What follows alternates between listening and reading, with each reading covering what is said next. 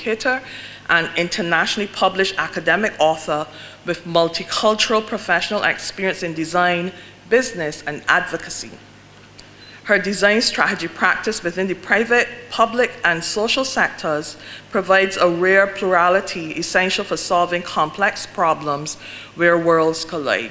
So Debbie is very well suited to get you on your way with thinking big and thinking how I can take this $20, and if I'm in a group with four, this $80, and how I can turn this $80 perhaps into $1,000 by the end of December 2022. So Debbie, welcome. Let's give a round of applause.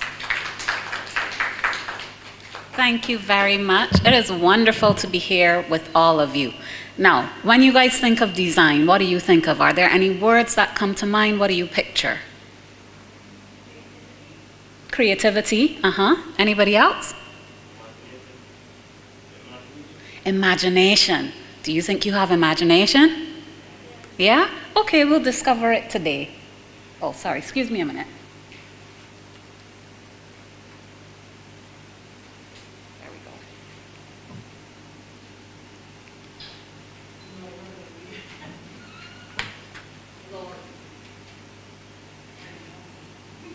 Oh, okay. Thank you. All right, so today we're going to look at a couple areas. We're going to talk about why design, why we're doing this design segment first. We're going to look at problems and frustrations. We'll look at some of the things that you will want to think about and go through as you're developing your idea and developing your product.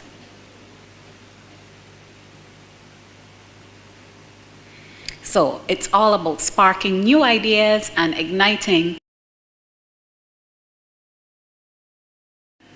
So this is a quote. It hasn't some big words, but it's important, and I think we can understand it still. We want to link creativity with innovation. Innovation is what we talk about when we have an idea and then we make it into something that can be valuable, that people will want, that they'll want to buy. So it's more than just having the idea. We actually have to make it happen. We have to execute it so that people can see value come from that big idea that you have. And we talk about design helping to make that connection so that people can see the idea that you have and see how they can pay you for it. We're going to talk a little bit, we're going to use what we call a design thinking approach. We're going to use some of that. Have you ever heard that term? Anybody? Design thinking? No? Okay, that's okay. We say that it's a human or people-centered approach to problem solving, to creative problem solving. We're not going to limit things to what we call design thinking today. We're going to look at some other areas because these are really important. Have you guys heard of climate change before? Yeah, you've heard that term. Can anybody tell me what they think that means or what it relates to? Yeah, there are implications for the weather. It relates to the weather. Anything else? Okay, we'll start with the weather. The weather is part of it. Like, we can see how climate change is hurting us because we see a lot more hurricanes. We see a lot more bad weather, whether that's in some countries, it might be fires and that sort of thing. And we, as in all of us, have had a contribution to climate change, and we are the ones who have to fix it. So when you start to think about what your product is, you want to start thinking about, is this going to do bad to the environment? When people have finished using my product, what happens then? You know, am I using materials that will hurt the environment or that will hurt animals or that will hurt people? We'll want to consider that. And that's what life-centered design, they look at areas like that. So they might look at things like what we call circular design. Can anybody guess what circular design might be about? I'm hoping you might guess. You might not guess it, but you might. Okay. Have you heard about recycling? It's very close to that. So with circular design, you're thinking about, well, what happens after the end of this product? You know, can it be used for something else? Or you might say, the product I want to create, I'm going to take something that is waste for somebody, and I'm going to make it into a new product that people now want. So I've taken this thing that nobody wanted and that would have ended up in the garbage and that could have contributed to some of the damaging things that are happening to the planet, and I'm going to make it into something that people want and that now has value. In pluriversal design, that's a very big word.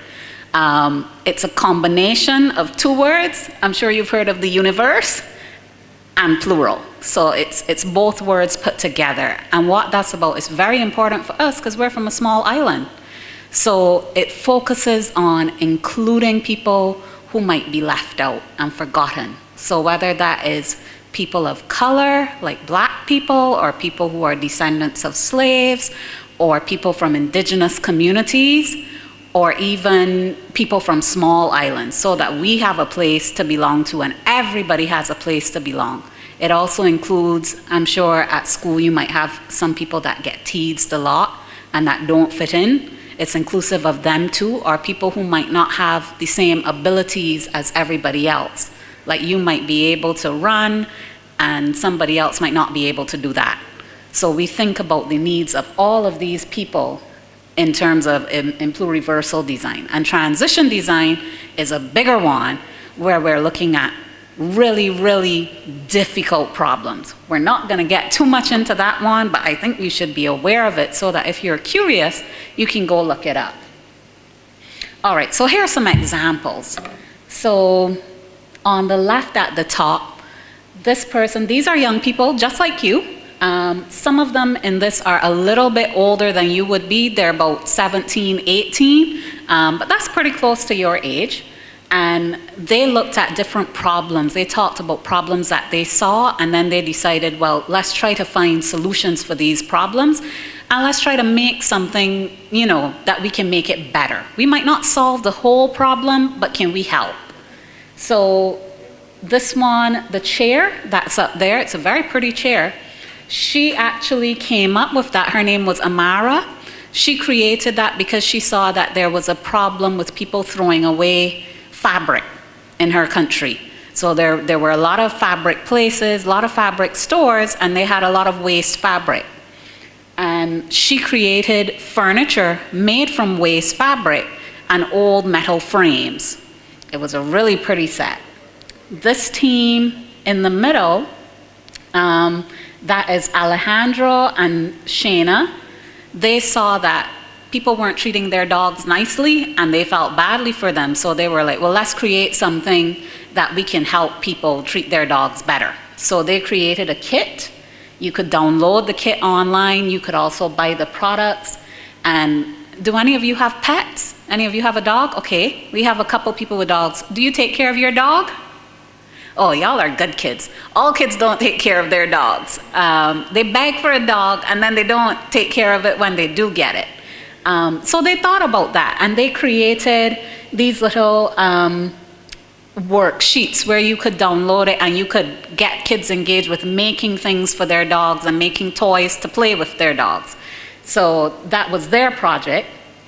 On the right, on the right here, this is Camille and Jarrell. Camille's little brother had a disease called cerebral palsy, which made it very difficult for him to sit up and to move.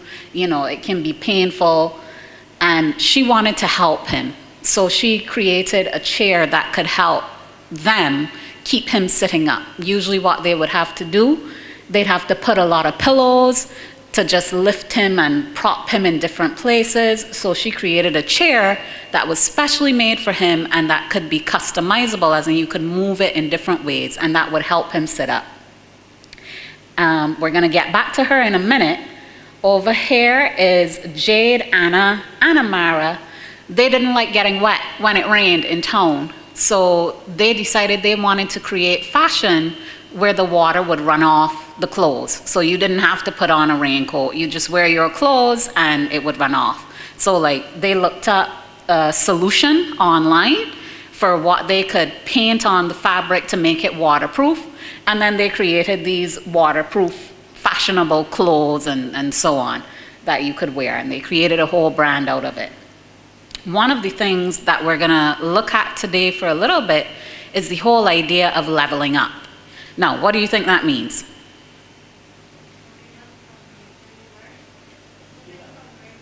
Yes, we want to talk about moving from where we were and moving forward or further or higher. So we don't just move and move across, we want to go up and we want to make it better and better and better. So remember we talked about Camille and her little brother? She decided to level up her project, and then she came up with this picture below, which she called it her Octopal.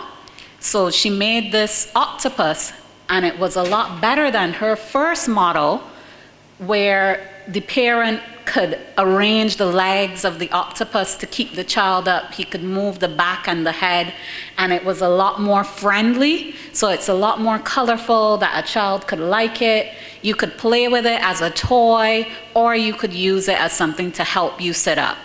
And it also helped in terms of when other children saw it, they then they were curious, more curious about what is that big, it looks like a teddy bear thing that this child has. You know, this is interesting. And it helped other children want to interact with him, which is really good because sometimes you can get left out if you're different. So there are also examples from some younger people, even younger than you. These are primary school students. Now, Dr. Leslie Ann was nice enough to send me some of her work. She is one of the first people in the English-speaking Caribbean who's done this kind of work and documented about it and so on, and that gives us something that we can share with and learn from, and other people can build on it. And part of the lesson we want to learn from her kids and this project is that we can imagine and create the future we want, and we're going to imagine today. So this was the project that she did with some primary school children, where she was looking at introducing them to design thinking. And they came up with all these great ideas. This person came up with a cooking app where, in big words, we'd say it was interactive in that it caused people to want to talk to each other and connect with each other. So she had it that, well, this person, I don't know if this was a boy or a girl, they had it that you could press a button and you can do these cook-offs between people. So you'll be in your house, in your kitchen, and you're doing a cook-off with somebody else in their house, in their kitchen. This one was really cute. It was called the Fruta Shooter, and it was to help this child pick mangoes. He really wanted to reach the mangoes that he couldn't reach, and this way you don't need daddy or mommy to help you. You can pick the mangoes yourself because you have a Fruta Shooter. This one is really interesting because this was in 2017, before COVID, and before Zoom was popular. And this one is really to show that we can imagine and create the future. This child wanted Skype church. He wanted online church, and he put what kinds of features he wanted in his church. He wanted stay-at-home church, he wanted video church, he wanted a free download app, he wanted to talk to other church people in the app, he wanted to view the church while it was going on, and he wanted it to play church music. Does that sound familiar? If any of you go to church or heard about anybody going to church? Yeah, that's what we did in COVID. And it took a while for us to get there and for some churches to get that figured out. But in 2017, he imagined it, and now we have it. So let's talk about feelings and frustrations. Think about the things that might make you or other people upset or that you think need fixing. We're going to look at that, and we're going to do something. We call it discovering, and we call it empathizing. Have you ever heard of the word empathy before? Yeah, a couple people have heard it. Anybody can tell me what it means?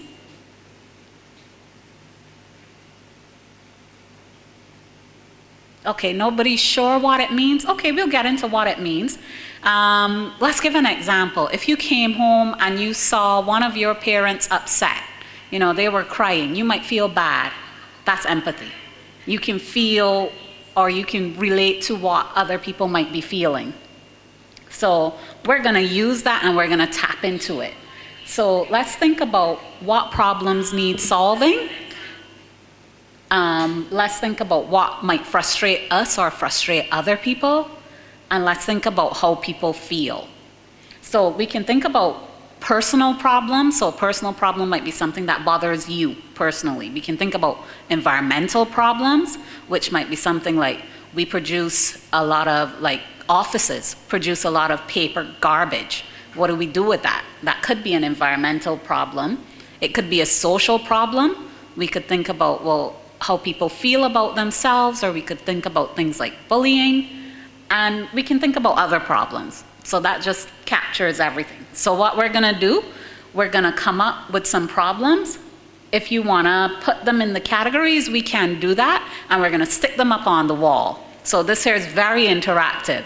So, you know, I think it's probably best if we do this as a group instead of doing it on separate tables. So this part, let's come up with some problems. What problems can you think of? I want problems from everybody.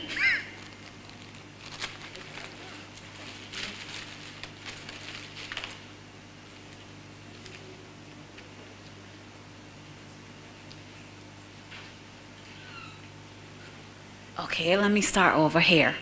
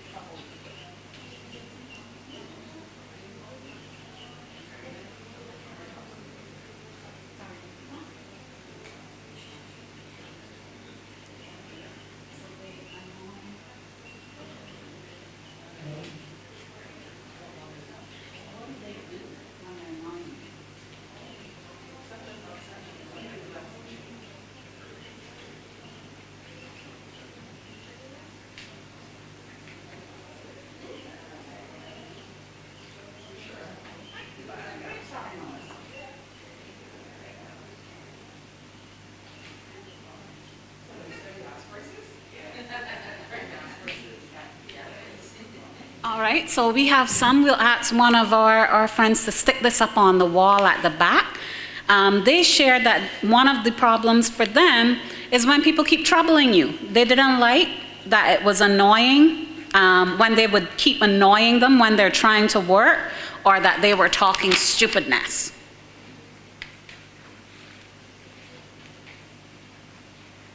Actually, I'll stay up here. You know, let's see if we can project our voice at the back. Some problems from all of you at that table. Could be for you or for other people.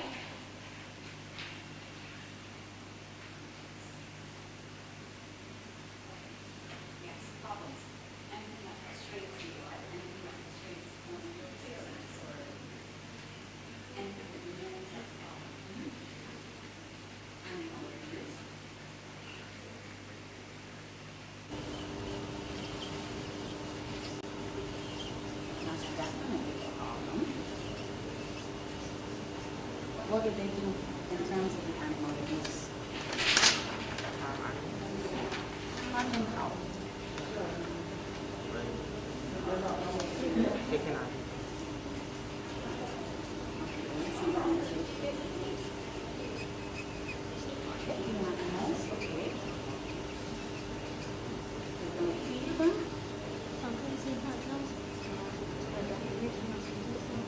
Yeah, some people do that.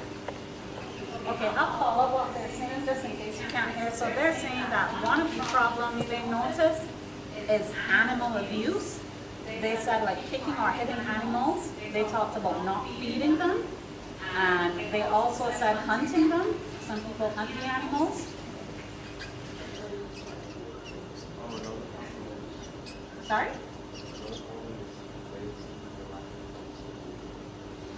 Okay, that's a big problem. Okay, so he talked about people lacking funds to do what they need. Okay, so to do what they need, like what?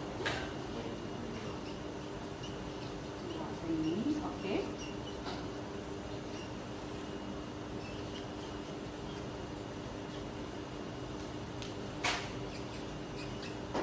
All right. That's a big, heavy problem.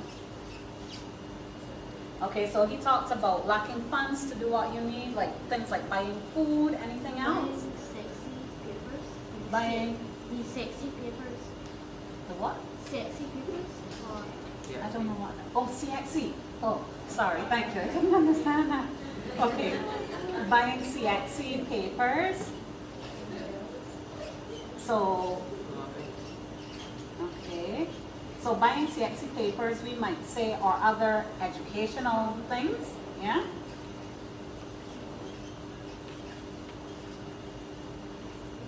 Educational tools. Okay, what's that one? Bills, paying bills. They struggle to pay bills.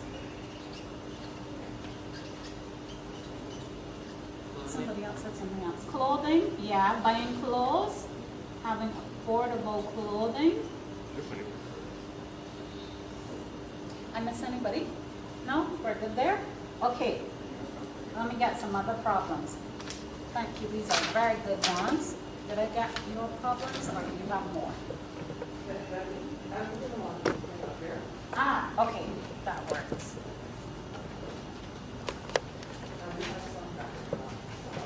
Some others that went up. Okay, let's see what the others said. Okay, we have, oh, they said, they were very similar to what this group said. They said cost of living. They said gas prices, fuel prices, heat is a problem, plastic pollution, animal abuse. Let's go deeper into some of these ones.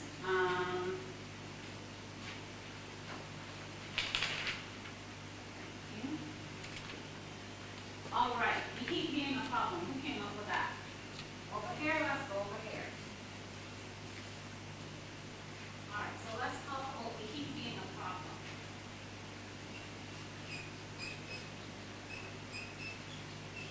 All right, so when is it a problem for you or when you notice it as a problem?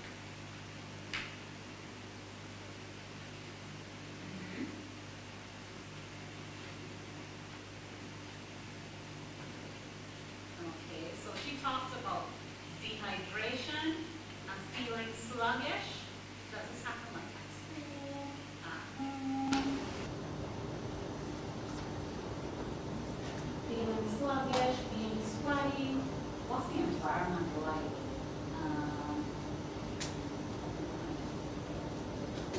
Okay, so like if you're feeling sluggish and dehydrated, does this more happen like where does it happen most? She said it mostly happens at school. Is this like when you're outside? Okay, so she doesn't like the hallway at school. Oh, the auditorium. Okay. I heard hallway, not hallway. This is where you have to talk. So she said like in the auditorium, which we know the auditorium is going to have a lot of people in it. And she said that's when, you know, heat is a problem and she feels sluggish, gets sweaty and dehydrated and needs something to drink. That's a very good problem.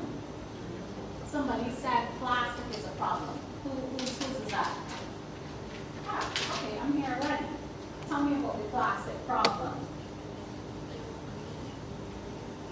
Okay, she's most concerned about it killing animals and marine life.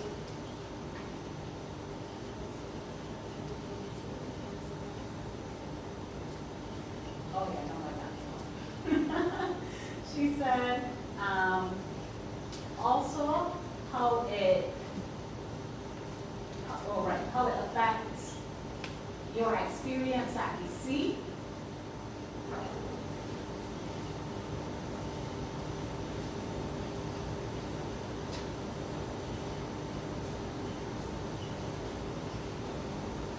She said that sometimes like, it'll touch you and get stuck on your foot. Oh, yeah, that's a good one.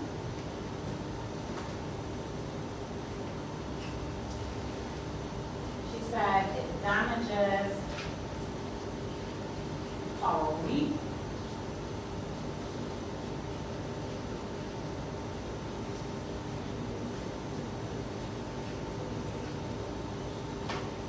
Okay, these are really good ones. All right, let me come to this table. So tell me about problems that you notice. Could be your problems, could be environmental ones, could be your adherence problems. Sorry? Okay, she said racism. All right, tell me more about that.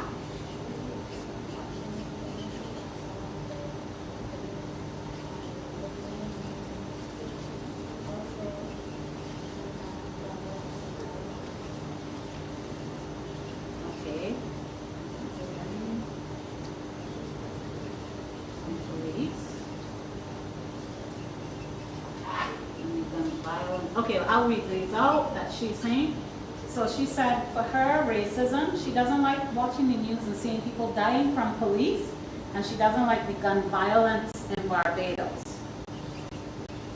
That first one is probably more American, yeah?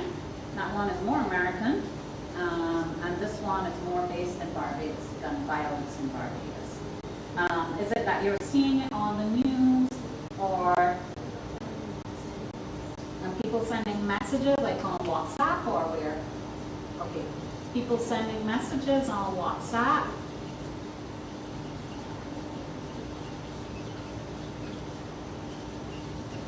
And these messages showcase the crime and so on. Okay, people sending messages on WhatsApp showing the crime that's happening.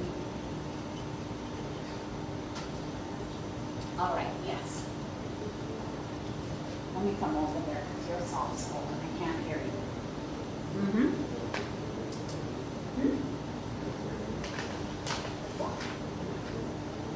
Okay, so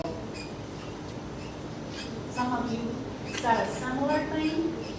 He said, like, Bill is too high. All right, how do you know this? Huh? Okay, so he hears at home that we like, though it's too much, so you don't feel like, well, that's mommy's problem. But it's still a problem. We can still look to solve mommy's problem, or we can look to find the solutions that will help. Okay. What happens when you like, though it's too high? What's the problem with that? What means trouble to pay? Yes. What do you need like though pay for? Most. Like, if any of you think most, what do you need like they'll pay for to give you or to cover? Okay, get specific. Okay, you said pressing clothes. What else? Pressing clothes. Keeping things cold in the fridge.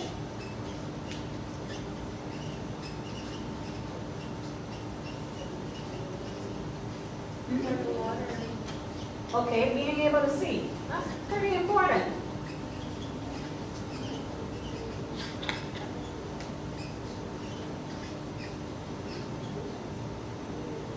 All right, any others?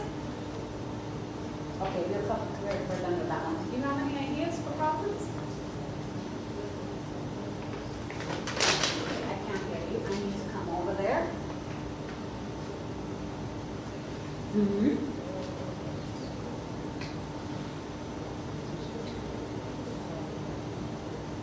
Okay, so crowded buses. Okay, crowded buses, and the heat from that. He said that they're too full when you catch the bus to school. You get hot, it's crowded, it's stuffy and sticky, all that. All right. Tell me more about that experience with the bus. So you have crowded buses and heat. What else is there that becomes a problem with the crowded buses? And how do you feel about it?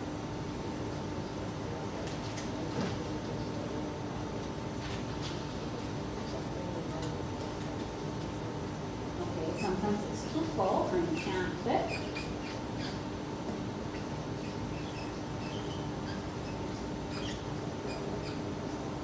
Pushing and stuff like that sometimes. Okay.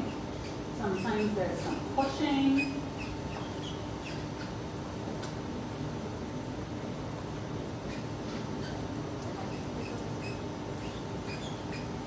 See, pushing and shoving. Do they ever have fights because of it? Not really.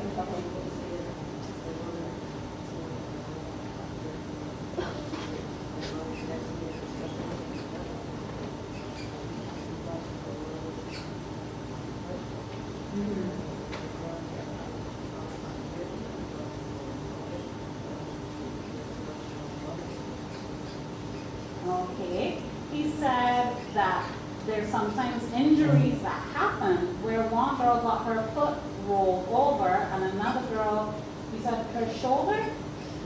Yeah. Yeah. Her shoulder or elbow, some part of her arm area was fractured because it bumped her, right? No, it hit her. Oh, they push her. Oh, she was pushed, and this possibly bust. All right, so we have a couple really good ones here. These are very interesting ones. Let's get these up also. Yes, please, I'm coming back over there. Let's get one of our friends to help and stick these up. What these were, we can put them somewhere over there also.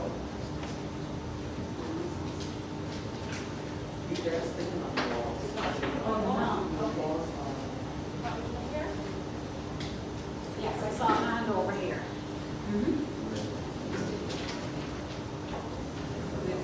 Mental health. Okay, that's a big one. All right, tell me more about that. All right. What does that look like? Or what is that? When you say a breakdown, what do you mean? Start to argue. What's the first thing you said? Like a panic attack. Okay, so panic attacks.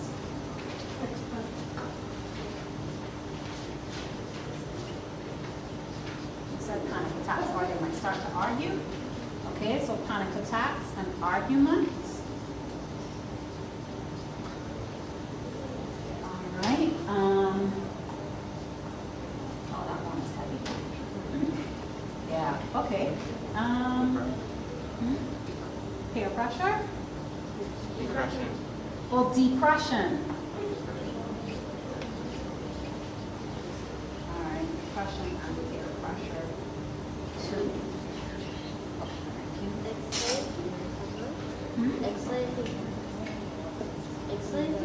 Anxiety, yes. Depression. Anxiety, peer pressure.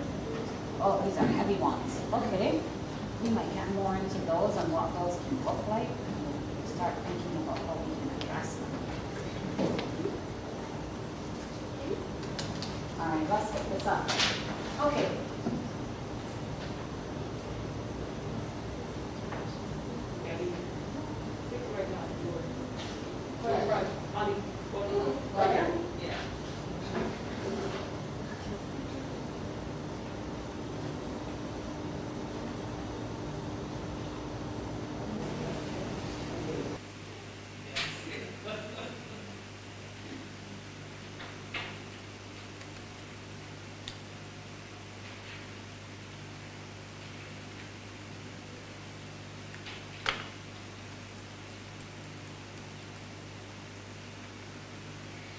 Okay, thank you everybody. Wait, did I get from you?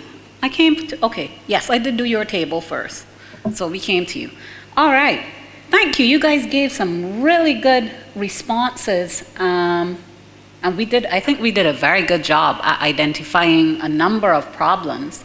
Now, one of the things that we talk about in design and design thinking is interpreting and defining the problem. We did a little bit of that where we started to ask more questions of, well, you know, how does this feel? What is the effect? We can go a lot deeper into that, which we will do. And to put it in simpler terms, we just call it research and understanding, so that you can understand about what might cause this problem. Wait, did I get anything from your table? Yeah? Oh, those were the ones we put up earlier? Okay, good, good, good. Everybody's included. All right. So we can look at the problems and we can ask a number of questions. What more can we know about this problem? What's connected to it? Who is affected by it? How are they affected? Why are they affected? We can pick a couple of the problems that we had here. So you can look at here and over here, and we're going to start going a little bit deeper into the problems. So let's look at, we'll pick one of the problems. We'll go, what more can we know about this? What is connected to it? Who is affected and why? So I'll let you guys pick which problem we start with first, because we have a lot of problems. Whoever sticks up their hand first, we're picking that. Okay. All right, he wants to go with mental health. Oh dear, you picked the heavy one. Okay, so what more can we know about this and why?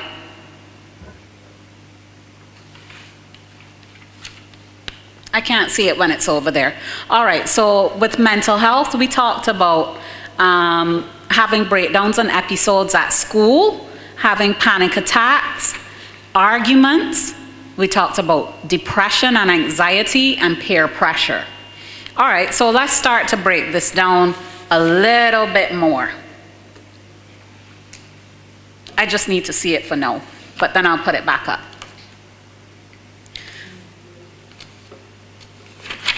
All right, so let's talk about, oh, this one is very heavy. I am probably not the best qualified person to lead this aspect of it, but we're gonna try. All right, so let's talk about peer pressure. When might that happen? Who is affected by it? We can say the kids are affected. Would we say it's the kids that are more affected by peer pressure, or we're talking other people here? Everyone is affected somewhat. Okay, that's true. In what ways does that effect differ? So like if you're affected versus if another person is affected, how does that differ?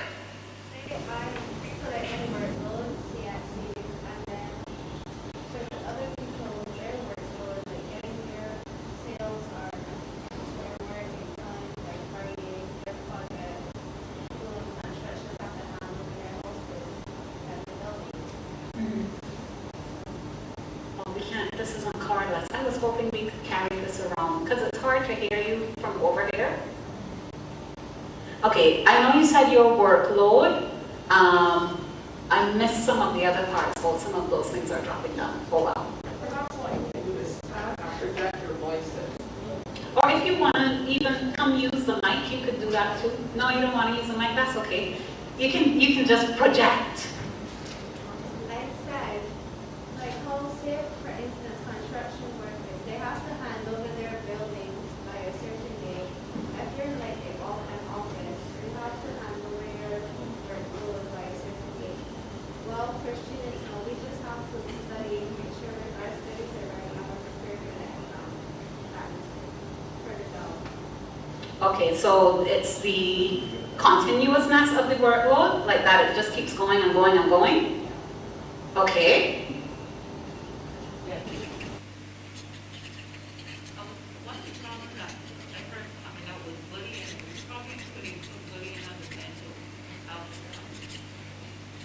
Okay.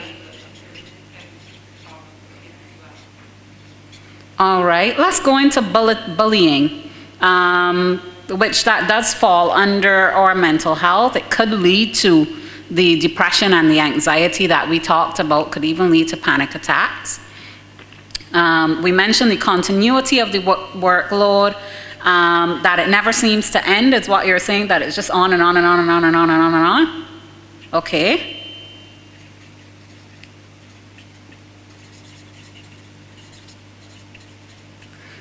All right, that's a really good going deeper on that. That's very good. That's very helpful because then we know how we can look to solve when we get further in.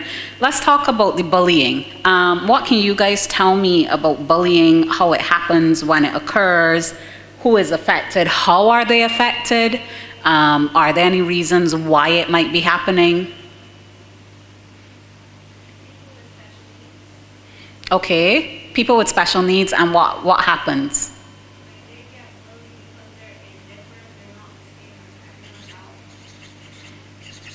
Okay. So she said people with special needs, they get bullied because they're different. Do other people who are different get bullied? Yeah. All right. She said other people who are different also get bullied. What kinds of differences are there other than special needs? Because we know special needs, it's easier to see why they're being bullied. The other people who are different, like what do you see? What do you notice?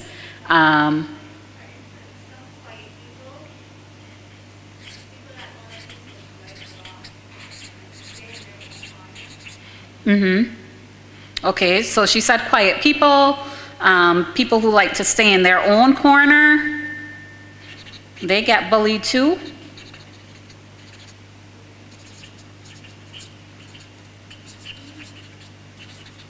You were saying something? No? Okay. All right. Okay, that's very important too. All right, so we have a few things here. I think we have some good ones with this. Let me put a note at the top. This was anxiety and depression that we were looking at.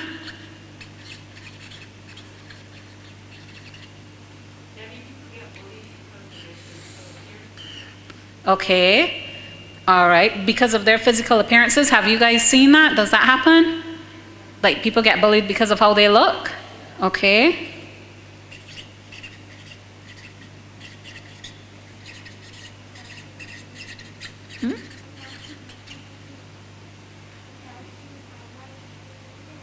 Okay. That's a very good one. She also said it's not just their physical appearances and how they look themselves, but she also said what kinds of shoes and bags and clothes they wear.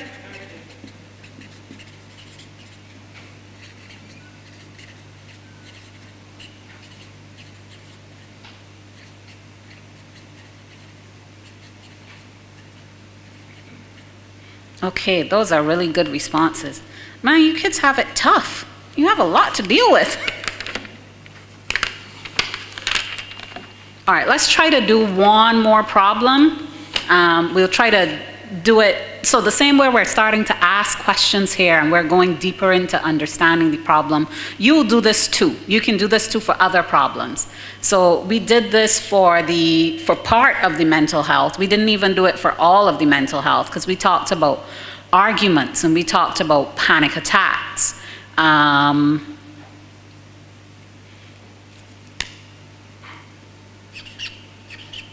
But you could start to have that same conversation and start to ask, well, what's happening to? Who is it happening to? How is it happening? Why is it happening? And all these kinds of things, and just start to identify a little bit more of the information around the problem. Let's do it for one other problem. Somebody can pick another problem. Okay, she wants to deal with the plastic killing the animals.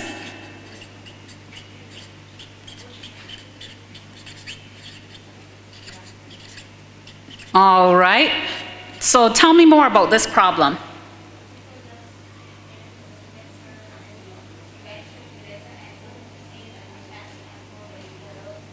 I can't hear you properly.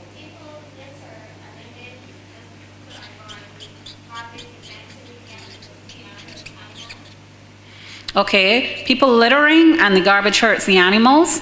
Yes, thank you. Okay. What's that? You said something? No? Okay. All right, so she talked about the littering. We're trying to wrap this up quickly. All right, what kinds of things are they littering? Snack bags, okay. Snack bags, plastic bags, drink bottles.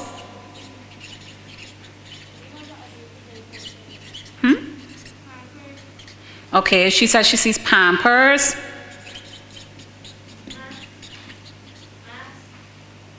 Masks.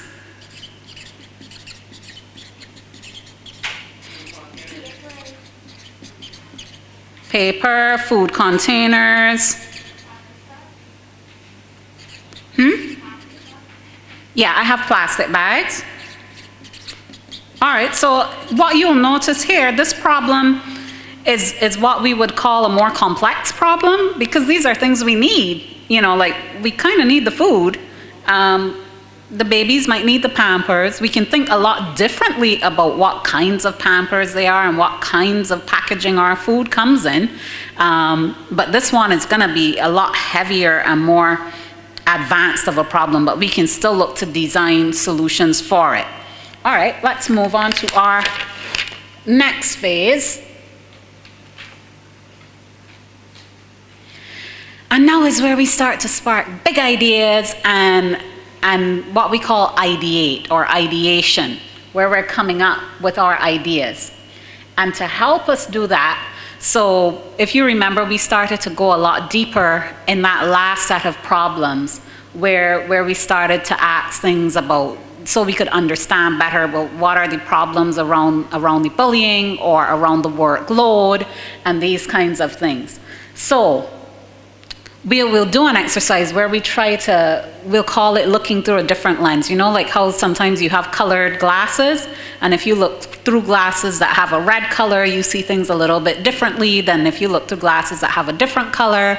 Or if you put on somebody else's glasses, like things might, like the floor might start to slope, or it might, like things get warped if you put on a different lens. So we're gonna try to do that today, and we're gonna think about, well, how would they solve the problem? Or we could also think about, if we were them, what would we need to solve the problem or to help with the problem? We might think, well, what do they want? Or how would they tackle the problem? Or what makes them feel happy or more peaceful as they're dealing with this? So I have a couple lenses here that we can think about. We'll just go through them, because I know the last ones might be more confusing. Like if you were solving a problem for your granny, you might you solve it a little differently than if you were solving a problem for your little brother? Yeah, because they're two really different people. So that's what we're gonna try to do. We're gonna try to put on another lens and solve the problem from that lens, and then change the lens and try to find a solution from another lens. And we can switch that up for the same problem, but we can try it in different ways. Now, Granny, Daddy, Mommy, and my friend, those are the easy ones. It gets harder when we come to the others. So if we're thinking from the lens of the other could be anybody. It could be, like we talked about some of the persons who might not have the same abilities, or people who are different. They might be a lot more quiet and shy. If we were solving from their perspective, or if we were thinking of their needs, how might we come up with a different idea for what we do? Mother Earth, if we were thinking about the planet, like if the planet was a person, and the planet was like, well, I don't want you killing me, so I don't want climate change to get worse. How might I design my solution differently so that I'm not hurting? Walt Disney, you guys know Disney Channel?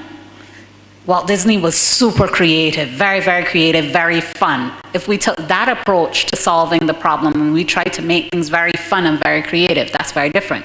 Mark Zuckerberg, he's the guy who started Facebook, and he also bought over Instagram and WhatsApp. A lot of that stuff is very technical and online. Maybe you have an online solution for what the problem is, or a virtual or a digital solution, or a technology solution for what the problem is. All right, so let's do that. I need to walk over there so I can see some of the things we came up with. Let's start with some of the mental health things. If you were, we talked about the workload. Let's start with the workload. If you were trying to find solutions to help your mom with her workload, what kinds of things might you come up with? Or if your mom was trying to help you with your workload?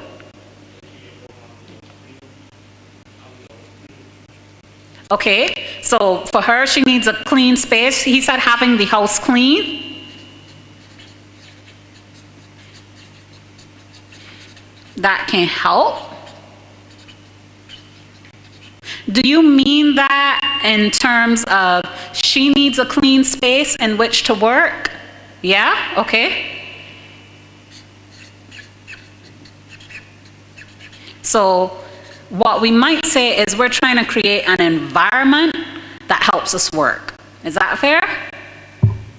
Okay. So in big words, we're creating an environment that's conducive to work, or the type of work you're doing. Conducive just means like you've designed the environment so that it will help you work. Say if you have siblings, you will like help manage them so she can focus on her work or she will have to do it. Okay, you might help manage the siblings. All right, so if it were your mom trying to help you, but the advice is coming from your mom for your workload, how might that be different?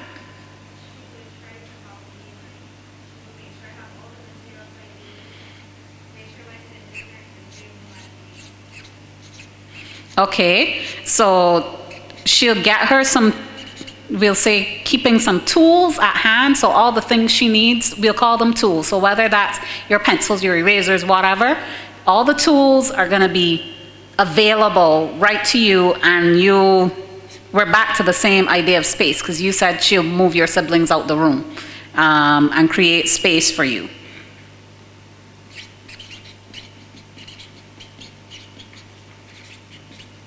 Okay, create space without siblings.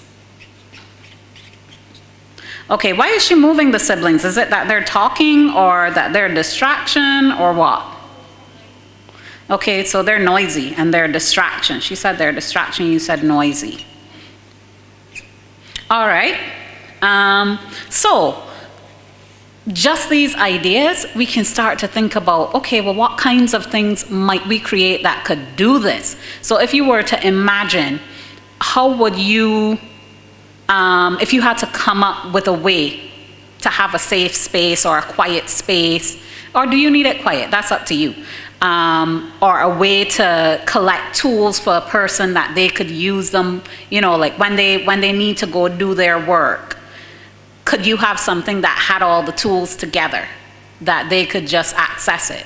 Or could you have something that helped them kind of create that space around them? What ideas could you come up with for, let's say, creating space?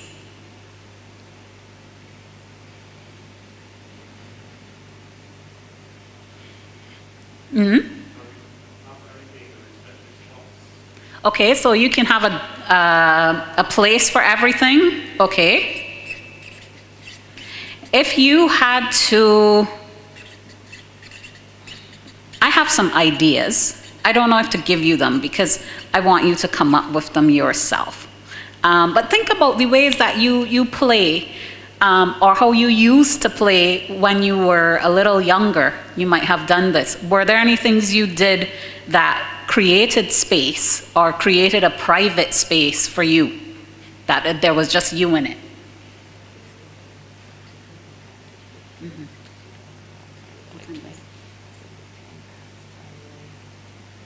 Okay, all right, I'll switch to that. Mm-hmm. I would find my own corner and take my choice of space. Okay, so you'll find a corner. All right, that's an idea. Could you perhaps have a designated corner that's just yours, and that we could have something that signifies this is a designated corner where my work is happening, and this creates space for me? That's a good idea. So we could find a corner. We could make it a designated corner. By designated, that's another big word. I have too many big words. But that just means it's designed specifically for that. So you might think, you know what's a good example? People designate male and female bathrooms. So how do they do that? How do you know what's the boys' bathroom and what's the girls' bathroom? You have signage. Yep. So could we think about signage that you could create? Could you create, for example, a pack of signage that somebody could take out, set up, and this designates a space so that everybody understands this is private space for, what's your name? Naoko. Naoko? This is private space for Naoko. She is working here. When you see this sign up, don't come. This is what this means. Okay, so that's one really good idea. Somebody over there, I can't remember who it is, they talked about creating space without siblings. I was hoping that one of you would think about how you used to play. Did any of you used to build like pillow forts and stuff like that? Yeah, that's a way that you can create space. If you were to think about, you don't have to do it out of pillows, but if you were to think about building a fort that you could set up, that's gonna create space for you. That might look like you could get some cardboard, you put it together, you decorate it, and this is your kit. Whenever it's time to work, you pop it up, you go to work, and you have private space. So we'll put down fort. That's one idea. I'm gonna give you guys a paper, and you're gonna think about the problem. You can work with the problem that we were talking about just now, and we went through this whole process.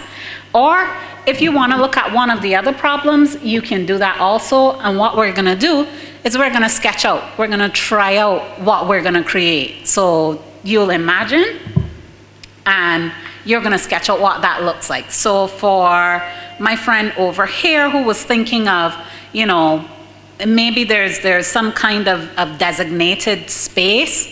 Is it signage that I'm using to designate my space? What does that sign look like? That lets people know, hey, work is going on here, no disturbances.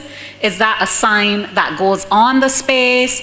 Is that a sign or something that you wear?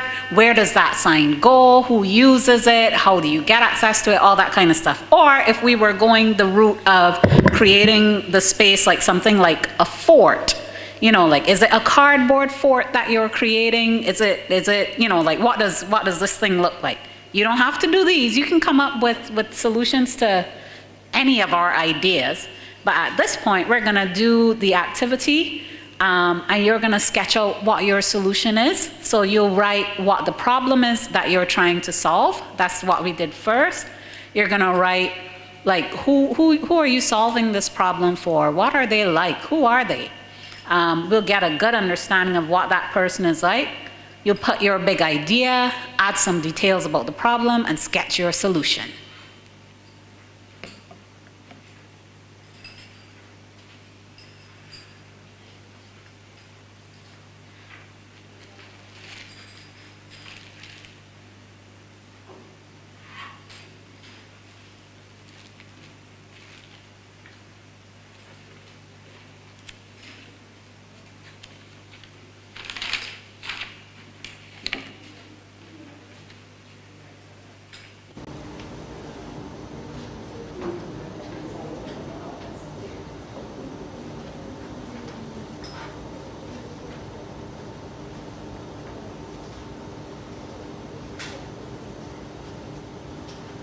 If you need help, you can just raise your hand and I'll come over to you, but I'll leave you some space to create. Okay.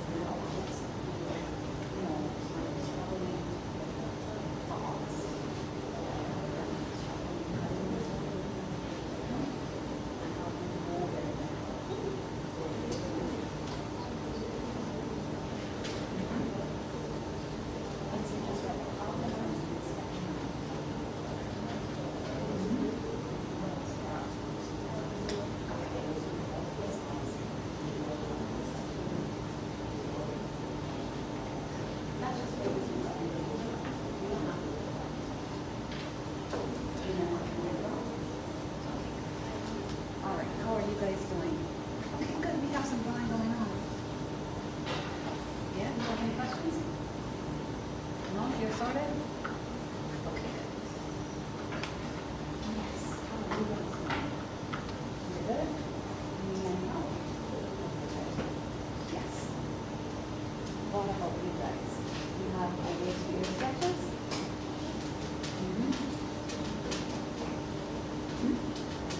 No, you're good? All right.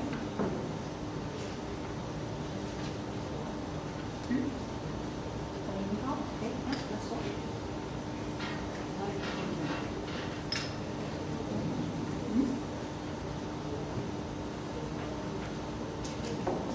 All right, so which was the problem that you wanted to deal with?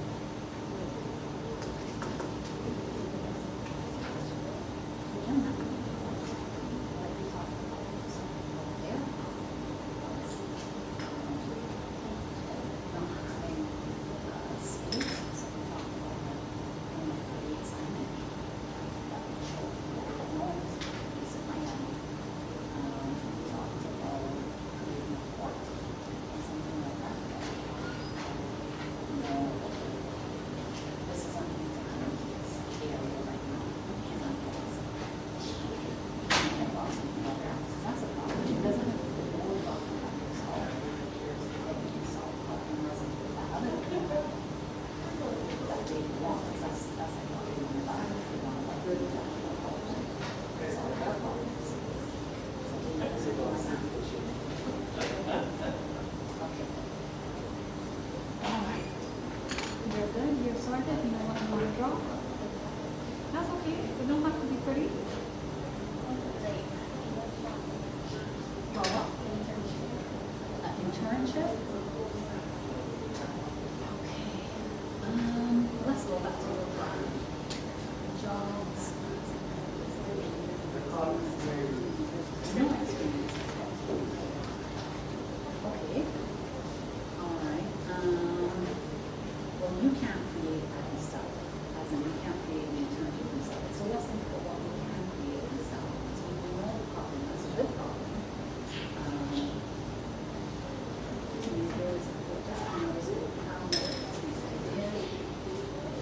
Yes, but you can't, like we can. We can do the volunteer work.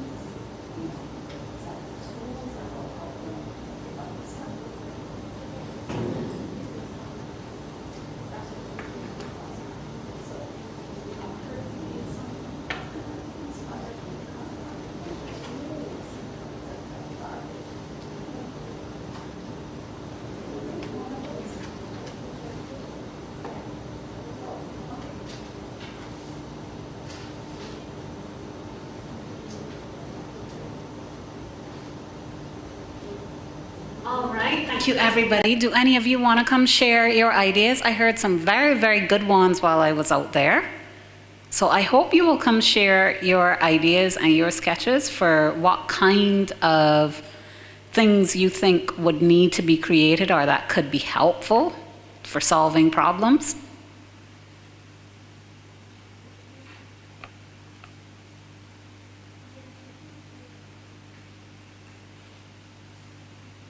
Yes.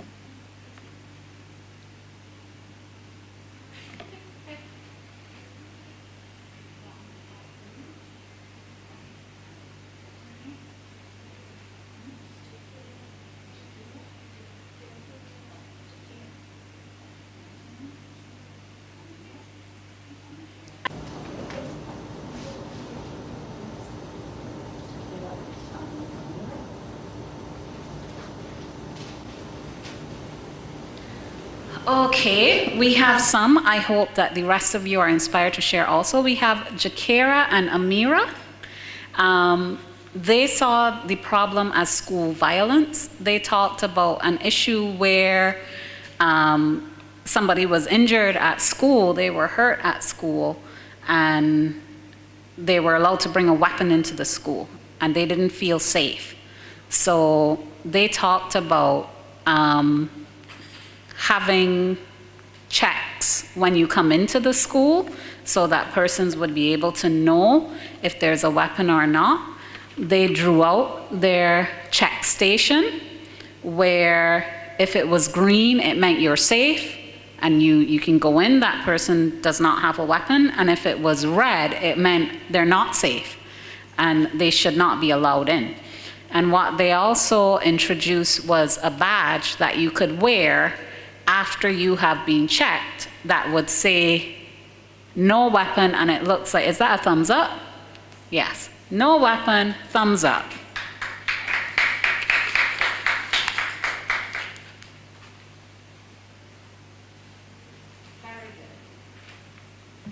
Very, very good. Like, I can see how that could be a real solution. Like, you could see how that could work at multiple schools where it would help kids feel safe if they could see a badge that says, no, this person does not have a weapon, especially after you've been through a very hard incident. Okay, any other solutions? I know others of you have really good ideas.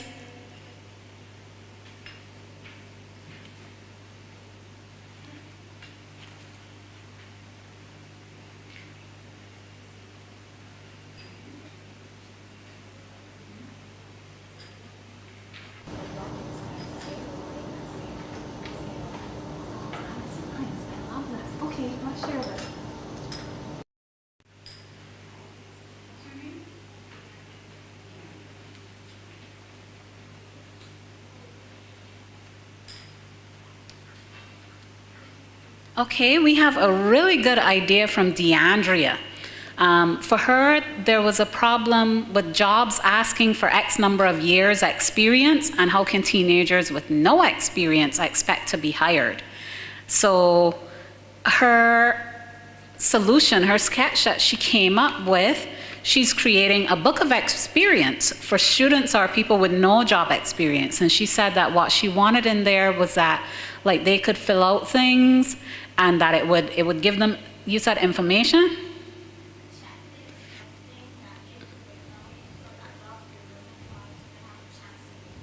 Okay, so a checklist of things that they could put down that jobs would be looking for so that they have a chance to be attractive even though they don't have traditional work experience. That's a really good idea, a book that could help them.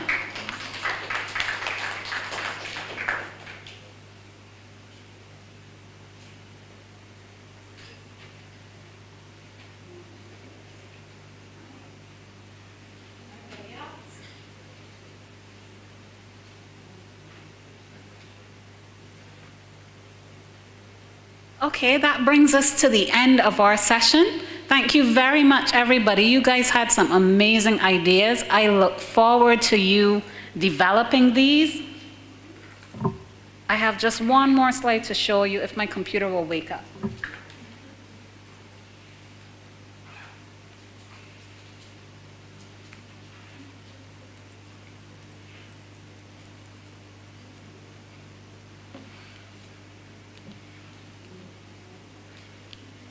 Yes, so we looked at the sketches and you did that part. Now, after this, we don't do this today, but this is what you're gonna have to do.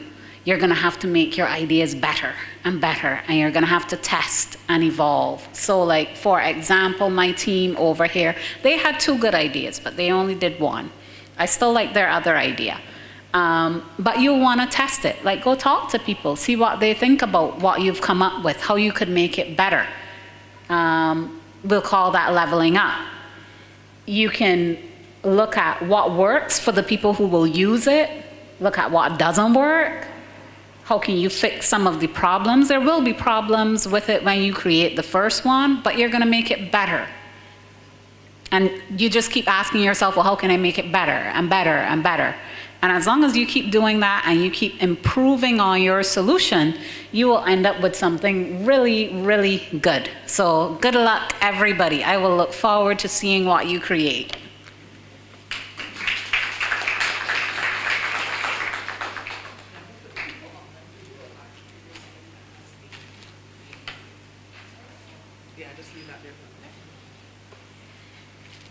So, did you have a good time? Yeah. Did it open your mind about the possibilities of what you can create? Did it help you think about how to create?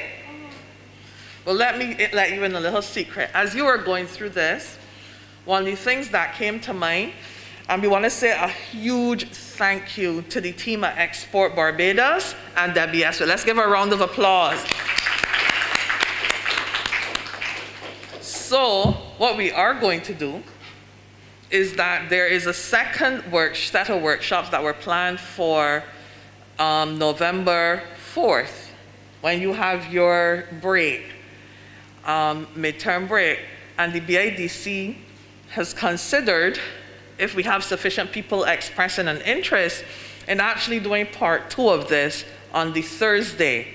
It would probably be just a 3-hour session, and we'll do a part 2.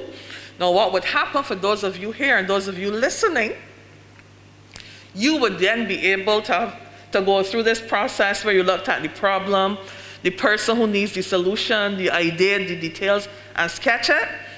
And when you come to that second phase of this workshop, you would be able to then build it out, to level it up. Right, Debbie? That's what you call it? We'll level it up. So that gives you 2 weeks. 2 weeks, take your idea, get into your groups, discuss them, figure it out as best you can. Remember what Debbie said? Ask people questions to see what they think of your idea. Do a prototype, meaning try it out. It doesn't have to be perfect. It will not be perfect the first time, but try it out. So if you're willing to come to that session, then guess what will happen? By the time you leave that session, you will actually have a design to start selling. How's that sound to you guys? It's like something you would want to do? Wonderful. So I'm going to be able to say to the BIDC team, BIDC Export Barbados team, that we have a group of young people who are ready to design their products and services, and they welcome them back to help them go through this process. So we're going to take a 10-minute break at this point. We want to say a great big thank you for those online. We're going to take a pause, and we come back at 10:45. And here's the thing. You see all that you've just done? See where it says the problem, the person, the idea, and the details? We're going to show you how you use the business model canvas to further develop this. So hold on to all of those ideas that you had from just now. They don't have to be your final ideas, but we're going to use what you have today, and we're going to build and build and build on it. So that when you go back into your groups and you start to think of, what is it that I want to do for this $20 challenge? I want you to understand it is only limited to what your mind is limited to. And we are not limiting our minds today, correct? So we're going to have this 10-minute break, and I see you back here at 10:45. All right? If you need to go to the washrooms are, if you go through here, you're going to see a sign that says dining hall, and the washrooms are then through that corridor on your right. All right? Everybody has the Wi-Fi access? Okay, so I'll see you back in 10 minutes. Have a good one, everybody.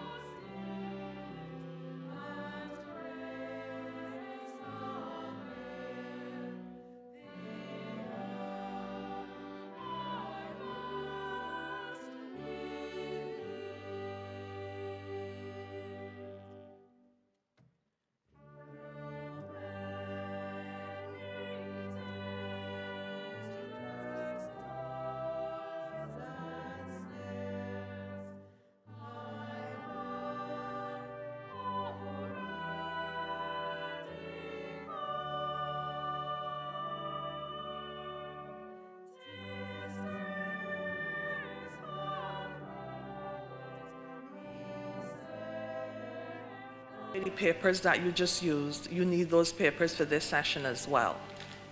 So everybody, please take out your papers.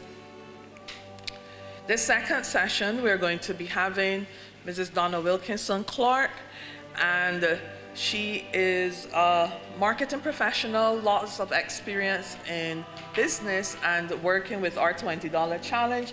She is one of our 3 resident facilitators.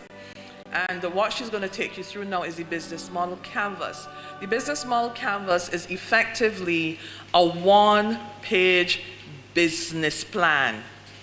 And ideally, what happens is when you go through and you have your business plan, it is the beginning, the foundation of all that you can do. And it tells somebody at a glance what your business is about. So you had the idea, you're working through the idea, now you're going to figure out several key steps to make the idea, turn it from an idea into a business prospect.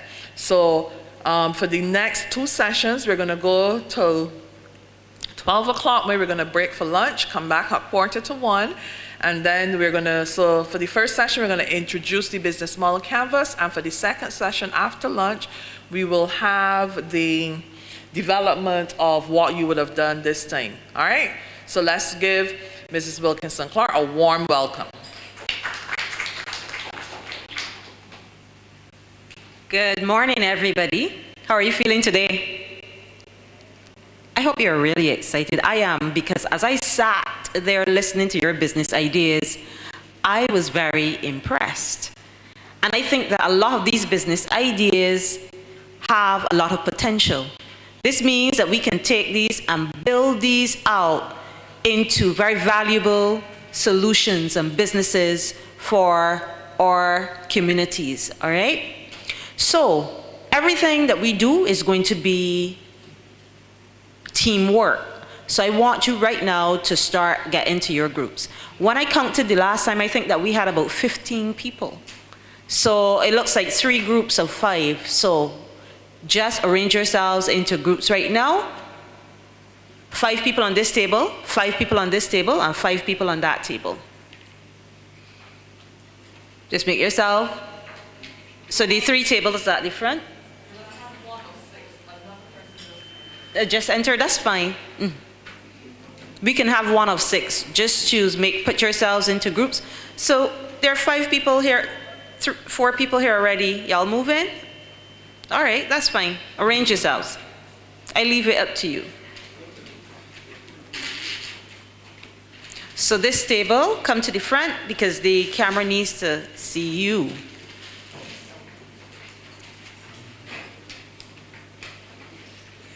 So I want you to be prepared to work. This session is going to be pretty interactive, so I'm going to need you to talk to me. Y'all ready to talk to me? You sure? You sure? So we have 6 here, 5 here, and 5 at that table. Among you, before we even start, we're gonna get an idea of what the businesses are, and you will, as a group, come to an agreement as to the business you want to use as the example for this session. So, do you know each other? Yes? No? You don't? So, before we even begin, and then we have the online audience. Maya, could you just let me know if there are any questions or any clarifications that are needed from the online audience? So we are about to begin. Now, before I even start talking about the business model canvas, we are going to get into selecting the business that you're going to use as an example. So I'm going to come to each table, start discussing your ideas, and as a group, decide which one you're going to use. And we're going to start you have about 5 minutes to do that. So I'm coming to your tables.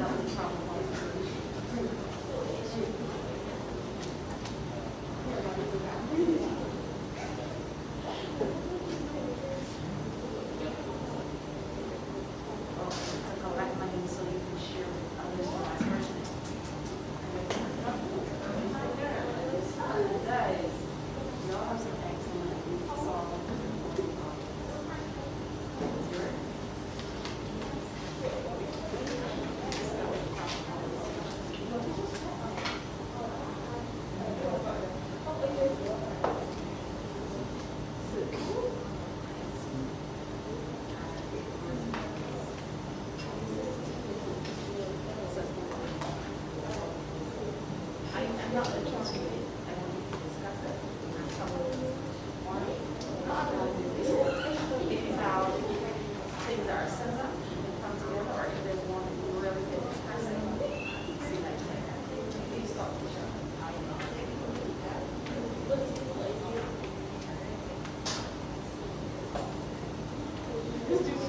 so I underestimated the time it's going to take. So we're going to take a little bit more time because I'm coming to each table to help guide you through. So we started with this table. I now have 2 tables to finish. Have your ideas ready. We are going to have a brief discussion on them, and then I'm going to leave you to vote and decide on it. All right? By the time I'm done, I'm going to come back to the first group, and they will tell me one problem, one business idea that they have coming out of all of theirs, and then we will go forward. Each table will have one idea. Y'all understand? Good.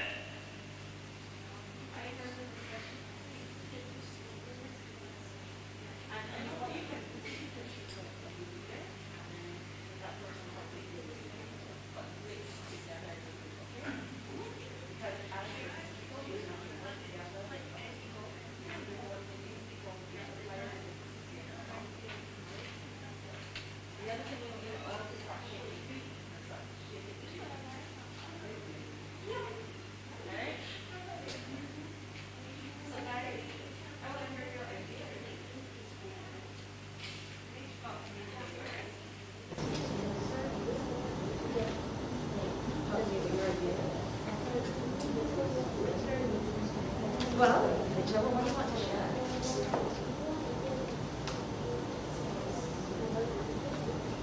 That was a problem. And so what was your solution? Solutions, like how are you going to fix that?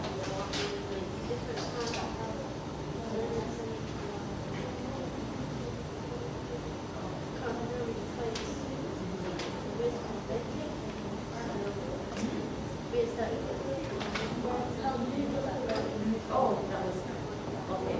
Yeah. So I'm not sure if they can do this, but I think that, what was your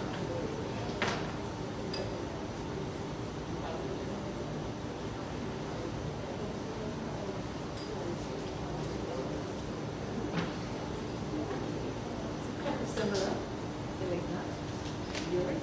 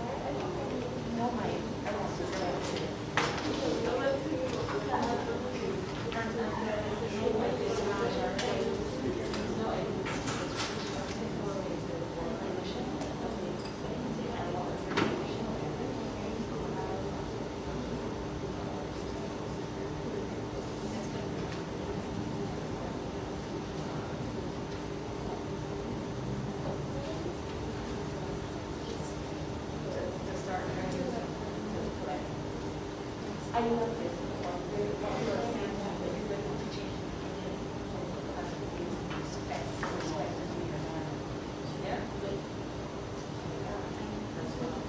And yours?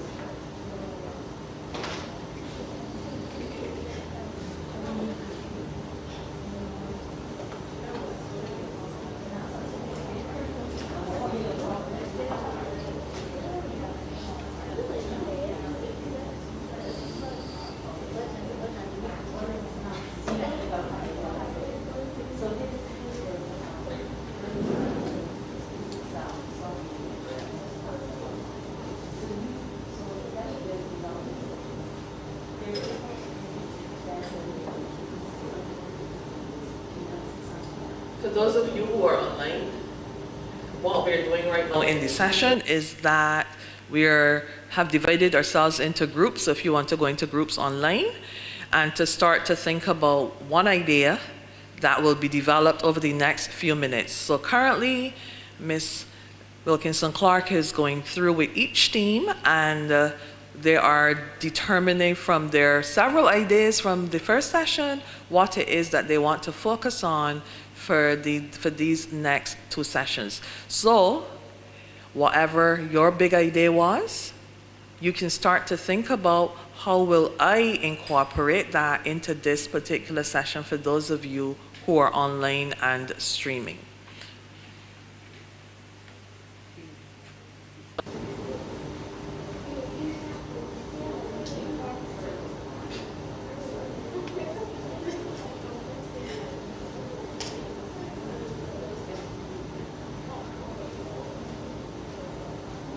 So for those of you online, you would have had your problem, your person, you'd have looked at your idea, the details, and sketched it.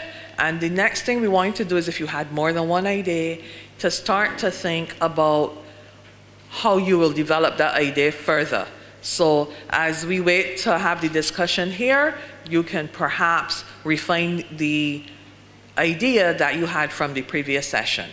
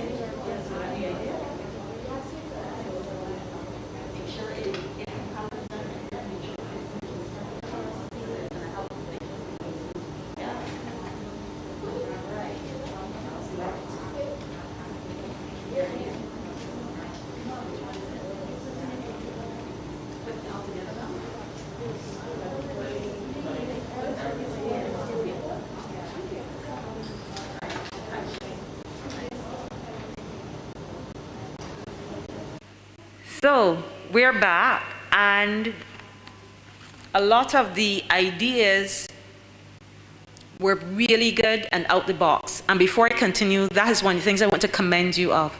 You have actually thought of real life challenges, and you've thought through them and found solutions to these challenges. That is how most businesses are formed.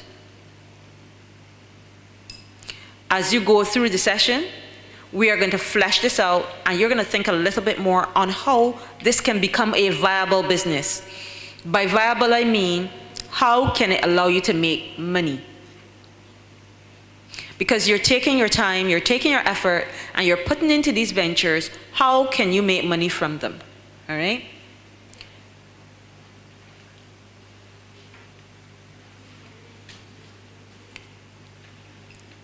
So, as we go through the session, we're going to be looking at an examination of the business model canvas. We are going to be looking at, I'm just looking at the time, we're going to be looking at the business model canvas. We're going to stimulate ideas on how to generate revenue for some of the opportunities, and then we're going to be looking at how to organize various aspects of the business.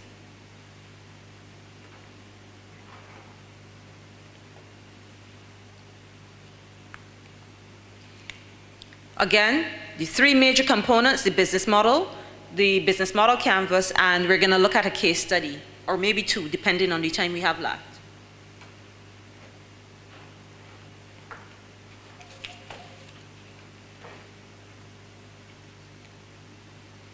So, what really is a business model? Anybody knows what a business model is?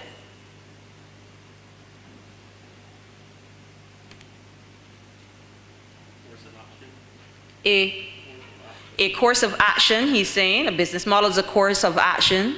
Anybody else? Something to help build your business. Anybody else? A blueprint of the business. Well, really and truly, the business model is the way we do things to ensure we generate revenue based on a particular idea that we have. Different businesses have different types of business models, depending on the type of business that they have.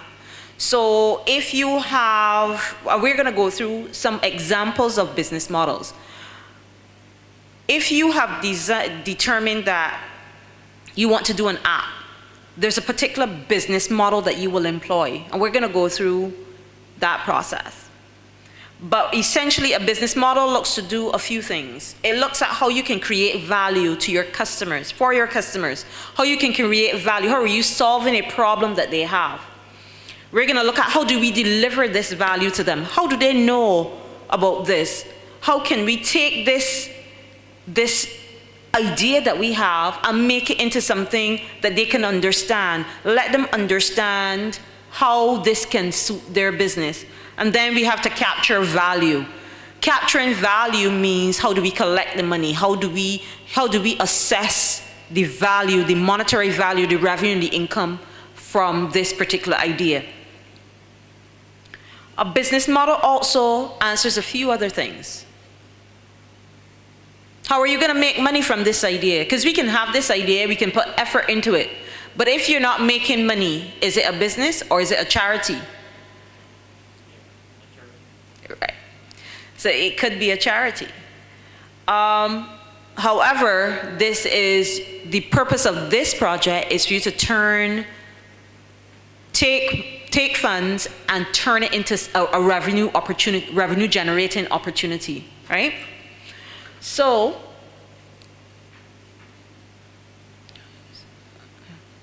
okay. So, you're going to take your idea and look to see how this can make money for you, but at the same time offer value to your customers. Then we're going to look at how do you define that this business is successful? What does success look like? So how do you define success for the business? So there are a number of key factors. What does success mean? Does success mean that you make $1 million at the end of the year? Does success mean that your customers are happy with what you have to offer? You have to start to define with this business what success means. And by success, I mean, are you meeting the objectives? Are you able to execute this idea and let it serve the customers, the audience, and at the same time allow you to make a living from this project that you're putting your efforts into? Then you have to look at, well, who is your target market? Well, like, who would want this? Because you can come up with an idea, but the idea can only suit you. We need to make sure that this idea suits our customers, that the elements of your business, the things you're offering, suits your customers. You are not your customer, and this is what a lot of small businesses make. Oh, I like this, so I'm going to do it. But it's not about what you like. Remember the process when we went through ideation. We looked at what problem are you solving? Do other people have this problem? Because the problem may only be related to you. But do other people have this problem? And I think many of the ideas I heard suggest to me that a lot of people have a similar challenge that they want to solve, because many of the businesses were along the same type of line. It means that you are a representation of your potential target market. Y'all understand that? And then how will this product, whatever it is, whether it's a product or a service, sometimes I'm going to use the word product, but that's used interchangeably with service if you're offering a service as well. But how will this product or this service benefit the customers that you have identified? Are they going to gain something from using this app? Are they going to gain something from the service that you have developed? How will it benefit them? And finally, in the business model, there's a cost associated with everything that we do. What type of expenses can you expect from this business? Do you have the funds to manage these expenses? Do you have access to money, to capital, to equipment or resources that will help you to develop the product or the service? Y'all understand what this means? This means that the idea is there, but we are going to develop it further. How are we going to take this and use this and develop it into a viable business? Y'all understand what I mean when I say viable? I mean a business that can carry and cover its expenses. I mean a business that people want and are willing to spend money to get. Yeah? So let's look at the type of business models that exist. So we can have a retailer. A retailer means that you purchase products and services and then you resell them. So you purchase them wholesale, maybe get a discount, and then you resell them to others. Do you know an example of a retailer? Give me an example of a retailer. A shop? You mean like what type of shop? Tell me. You mean like a village shop? Yeah, absolutely. Absolutely, that is a perfect example of a retailer. So the village shops or supermarkets, they go and they purchase in bulk from farmers and from other people, and then they put them in the supermarkets or the shops and resell them to us. That is an example of a retailer. What is it? Then there's a manufacturer. Anybody can tell me an example of a manufacturer? Somebody that creates a product. You can think of any businesses?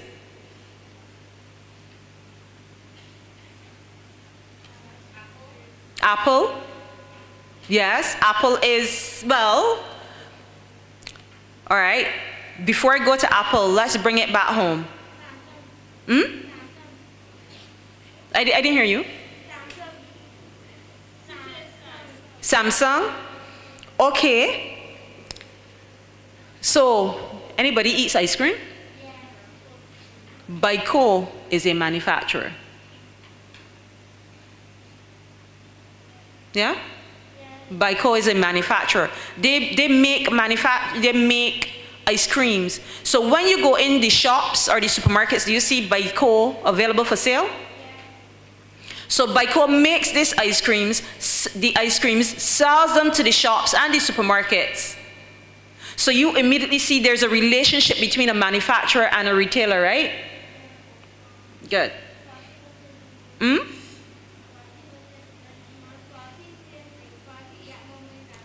Frosties, yes, that's from Chafet. They manufacture ice creams, and everybody seems to like that. So then we look at fees for service. You know what that is? Yeah.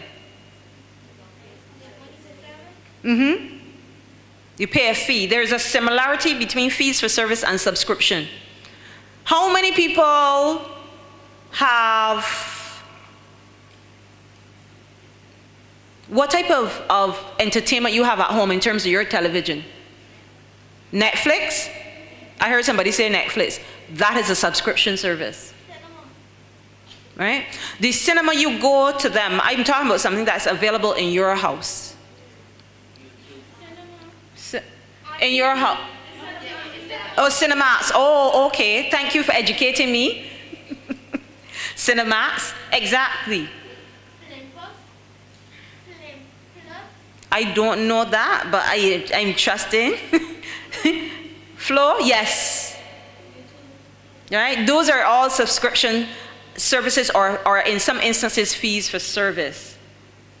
And then there's a product as a service. It means that you may purchase something and it continues to provide service for a long period of time for you. A phone. Not quite. And then there's something called bundling. You know what that means? So many years ago, I joined the gym and I paid for a whole year. And when I paid for that year's service, I got 6 guest pass. It means I can invite 6 people to come to the gym. I got personal training, about 4 personal training sessions. It means that these are things that I got when I purchased the service. So I can go and use the equipment in the gym, but then I can bring a friend with me. Those are the guest pass. If I wanted somebody to show me how to use the equipment, I had personal training services attached to that. Then I had discounts off of anything I bought in the gym. So because I bought that year's service, these were the other things that came along with it. That is what is called bundling. That's a type of business model. Leasing. Y'all know what's leasing? What's leasing? Yes, you can rent land, you can rent cars. There are people who lease cars. So some of the major car, tell me one of the car operators in Barbados, or 2, or a few of them. Simpson Motors, who else? Courtesy Garage. Anybody else? McInerney. So they have cars that they've brought in, and people are able to go and lease cars from them. Leasing means they pay them a fee every month to use these cars. So if I lease a vehicle, I'm going to put gas in it. But when it is time to get serviced and stuff, according to depending on my arrangement, I may pay money to get the service, or that may be included in my lease option. At the end of a particular period, and I don't want that car, I can go and change it and get another car or another vehicle. That's a lease option. In terms of land, you may not want to own the land outright, but you may lease the land to grow crops, or most people use the land to grow crops. Because if you lease it, it is not yours, so you can't really build a permanent structure on the land. And then there's a distribution model. Distribution means I may import or bring in a whole set of stuff, or I may go to a whole set of farmers and stuff and collect these things, and then I distribute it to some retailers. Anybody knows of any distribution companies? Sunshine Snacks, absolutely. Massey Distribution, that is a distributor. So Massey Distribution sources items from all over the world, outside of Barbados and within Barbados, and then they take those products and they resell them to retailers. That's why you call a middleman. So they go to manufacturers and say, listen, I can sell these things for you. I have a number of people, I'm going to go and do the sales, I'm going to sell this for you.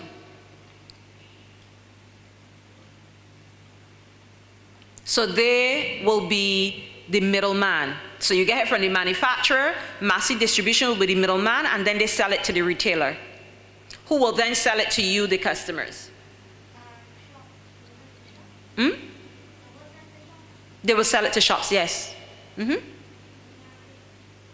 And shops will purchase them in bulk and then resell it to you, so they can make some money off of that as well. Y'all understand that process? And then there's something called freemium. A freemium is where you may offer a free product, but if the person is really interested, then they can purchase the real product.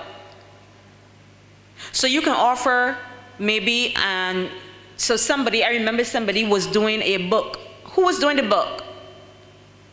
So somebody had a business idea, was to do a book about how to cope with the experiences, how to list the experiences that are required for the various roles, right?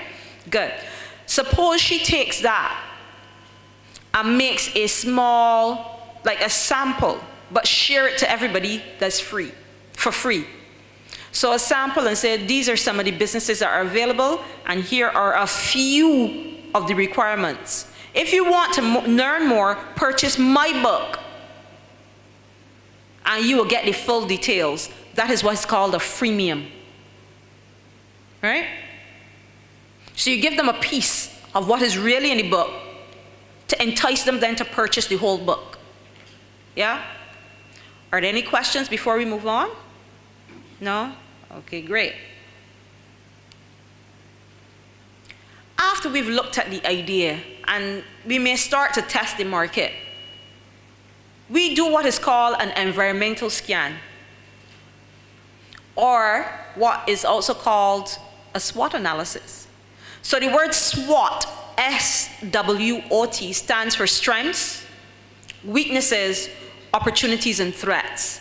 So the strengths and the weaknesses are all internal to your business. These are the things that you can control. So you look at the strengths. Well, the strengths could be, what do I do really good? What do I do really good? And then the weaknesses will be, well, what are the things I can improve upon? The things I can really do better. Opportunities. So we have this idea, how can we expand it? What are the other ways in which we can make more money from this product or this service, this business idea that we have? And then we look at threats. What could potentially stop this from moving forward? Like, is there anything that could stop it from moving forward? So the threats could also be defined in, or the weaknesses, or the opportunities. They could be defined in a number of categories. So maybe there are political threats. Maybe there are legal threats. Maybe there is something that, some legislative thing that is coming that will impact the way I do business. It may affect me from growing, or it may present other opportunities for my business. If, for example, schools, the government of Barbados decided that they were going to place a small counseling group within each of the schools, that has an impact on those people who want to deal with things relating to bullying and mental health. So there could be opportunities where you can work together. Or it could be a threat to what you have to offer. Because if they have online counselors, they may or may not need your assistance. You see where I'm going with that? It could be an opportunity for in the counseling, the group of counselors, it could be an opportunity for the book, a guide to help you navigate through your career opportunities. So you see, if this happens, there's an opportunity or a potential threat. Everybody with me so far? Good. Then there is economic issues. So for example, if things get really hard and all people can afford to do is buy food, there are opportunities for those people who have businesses relating to food if you have a farm. But if you have something that is not necessary, a clothing line, it may have an impact on the disposable, and they're stricter. Things get really hard. People may not have the additional disposable income to buy clothes. They may have to only focus on the essentials. Paying bills, using electricity and those necessary things, and food. So there's an opportunity and it threatens another type of business. Social. If crime escalates, there may be an opportunity to turn those people who are considering a life of crime, give them options from this book, the career opportunities. But it could also create a real challenge for doing things outdoors because you won't feel safe. So anybody who has a business that requires you to be outdoors is going to have a challenge. So you see what has happened so far. We have looked at specific things in our environment, the political, the economical, the social, and see how you can develop opportunities from those as well as the potential threat,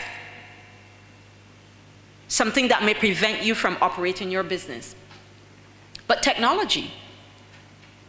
Maybe there are new technologies. Tell me about, somebody was telling me about some subscription. There are new technology or new applications that you can use that may make your business easier.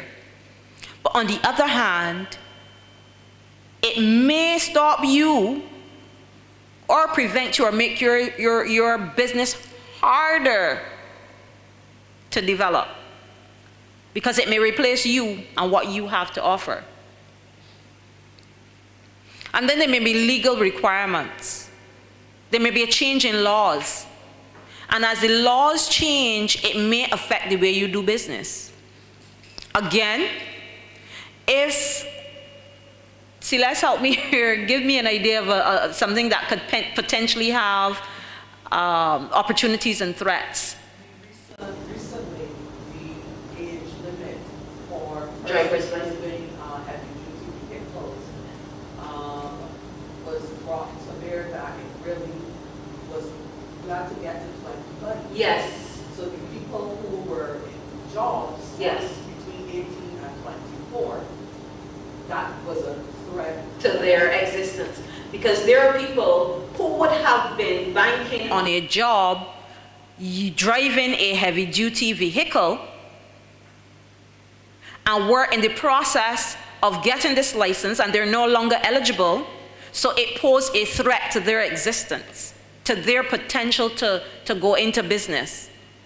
There may be people who may have purchased vehicles under 25 with the intention of driving their vehicle, but they can't anymore.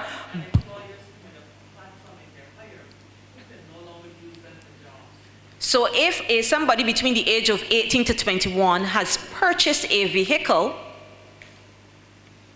the threat to them is that they cannot personally drive that vehicle, but the opportunity doesn't mean that their business cannot survive. There's still an opportunity. They can hire someone over 25 who have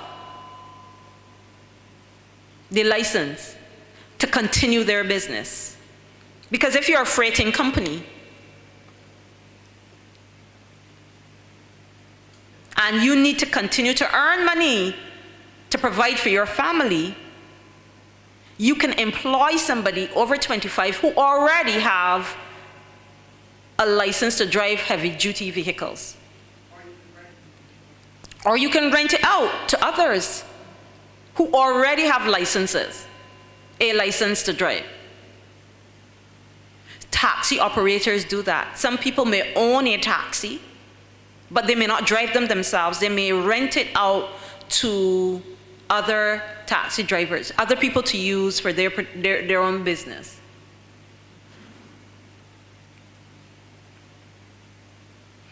And then environmental. Some of you had opportunities that protected the environment. So if the government of Barbados had to decide that they are going to enforce a lot of the environmental laws, it means there are opportunities for some of your businesses to potentially work with the government or potentially develop products and services for corporate entities who want to ensure their compliance with the enforcement of environmental restrictions. So you all see how, based on the political, the economic, the technological, the social, legal, and environmental, if there are changes at a government level to these things, how you have potential opportunities or threats to your business. Do you understand what we have just gone through? Yeah? Do you or do not? I ask questions if you need me to clarify anything. So this tells me that you understand it. So I had this here for a business, but I'm not going to go through it right now because I want us to get into the meat of the matter. Some of these things are going to come out as we go through.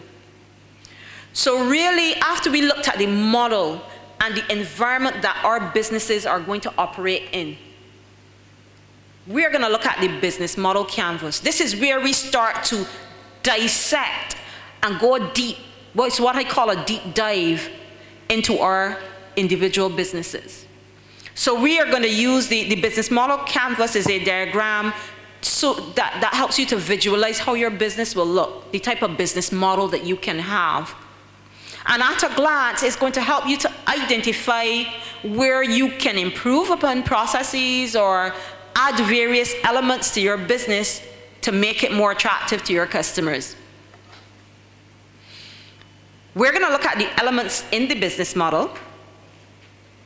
And there are 9 elements or 9 building blocks.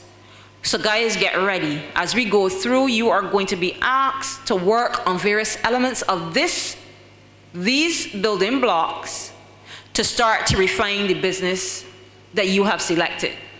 Before I go on, I want you to stand and tell me the type of business that you selected. The 3 groups right here. I'm going to start on my left because we normally start on the right. So let me start on your left. Group leader, please stand and project your voice and share the business that you have identified. My group has decided to do an app on helping the disabled. So this one business is going to develop an app to help the disabled. We're going to flesh this out a little bit more as we go through the business model canvas. That is an excellent idea because you are serving an underserved area in our community. Thank you. This group, middle group.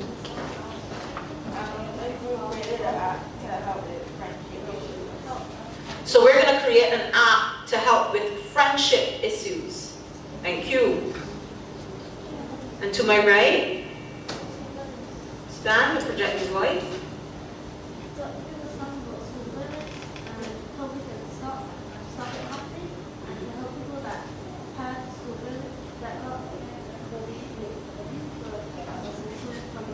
Okay, so they are looking, the problem that they're looking to solve is school violence. And they want to address it in 2 ways.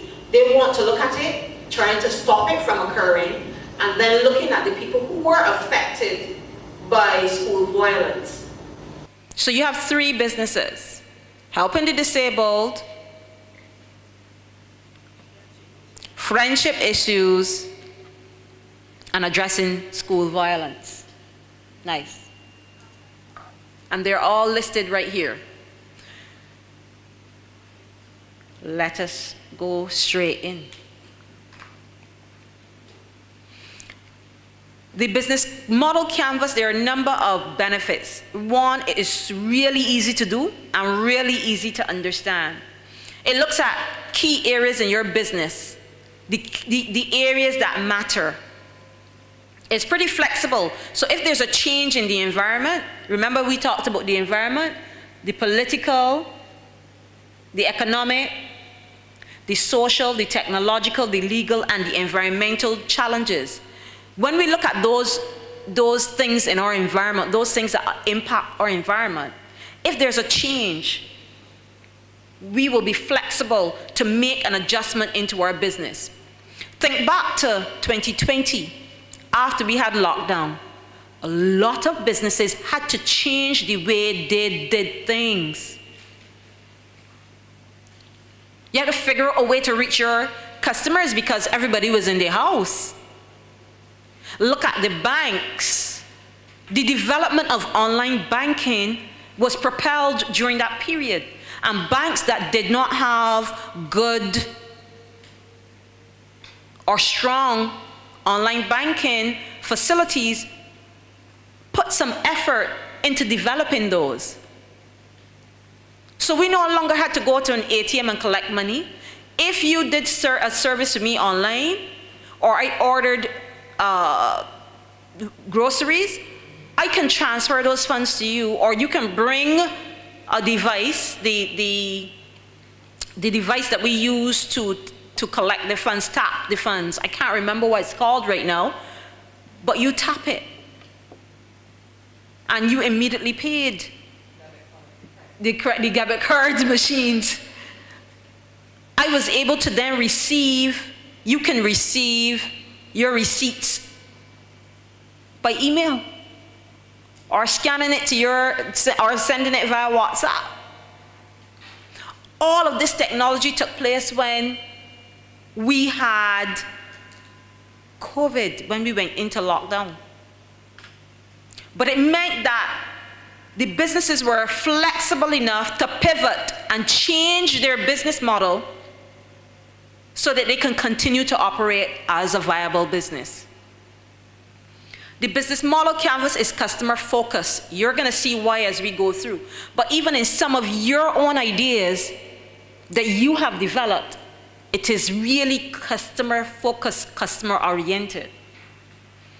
When you look at a business, you're going to see a connection between the various blocks, building blocks in the business model canvas. And one, if somebody had to ask you what your business was about, you would be able to take the business model canvas and easily tell them, these are the things that my business is about. This is what the business model canvas looks like. I am going to call out these items in no particular order because the next slide will show the order in which we address it. So these are the 9 building blocks. We look at the people we do business with, our key partners. The key activities, what happens in the business, the major things that are required. The key resources, what are the things we need to make sure this business goes on? What are the things we need to operate? Then we look at a value proposition. We're going to go through that. So value proposition really and truly is the value, identifying the value that you bring to your customers. And then communicating it in such a way that they understand that this is the value that you bring. We're going to look at the relationships. How do we relate to our customers? The channels. Where can your products be found or service be found?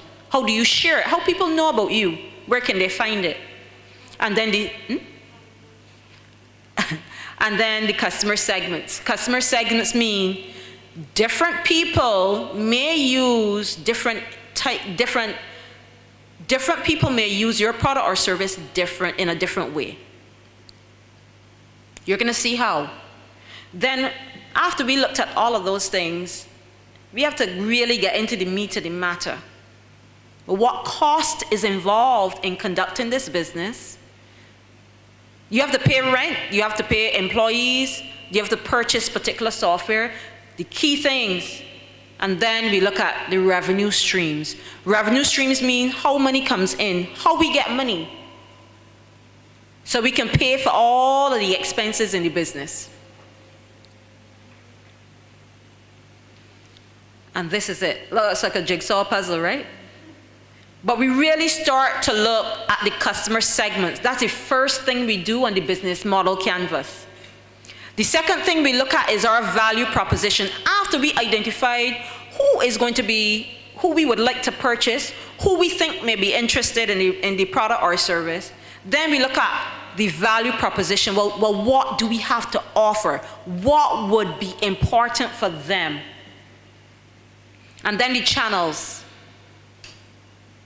the relationships. We come back to the revenue streams.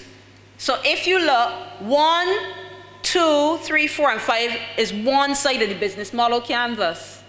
That's the right side. And then to the left, we start to dissect it. We look at the relationships that we have, the key activities, the key partners, and the cost structure. So let's dive right in. We are going to be looking at, I'm going to use the example of Netflix as we go on. But then when it comes to the activity, you are going to use your businesses that you have selected. So when it comes to the activities, you have to work. You have to start to take some of these things and apply them. We're going to look at how do we identify the customer segment for the app for the differently able, the app for friends issues, and then solving school violence. So when we look at our target market, we have to understand, well who is going to buy this product? Who would you like to buy your product? Who would be good examples of offering a service as it relates to school violence? Think about the people that would want and would be interested in a service like that.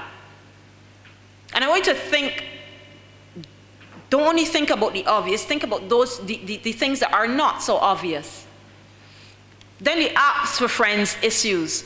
Well, the name itself suggests this, but who else could benefit from having an app for friends issues? And then the app for the differently abled members of our community. Well, who would need this app? Why is it important? Who is likely to purchase this? Like, would I purchase an app for a differently abled person? You say no? Tell me, would I? Pardon? Not if I'm disabled. But what about if I care for a disabled person? Would that matter to me? Okay. So these are the things I want you to start thinking about. Don't only think about the obvious, think about the things that are not so obvious. As it relates to a friend's app, who would be interested in a friend's app?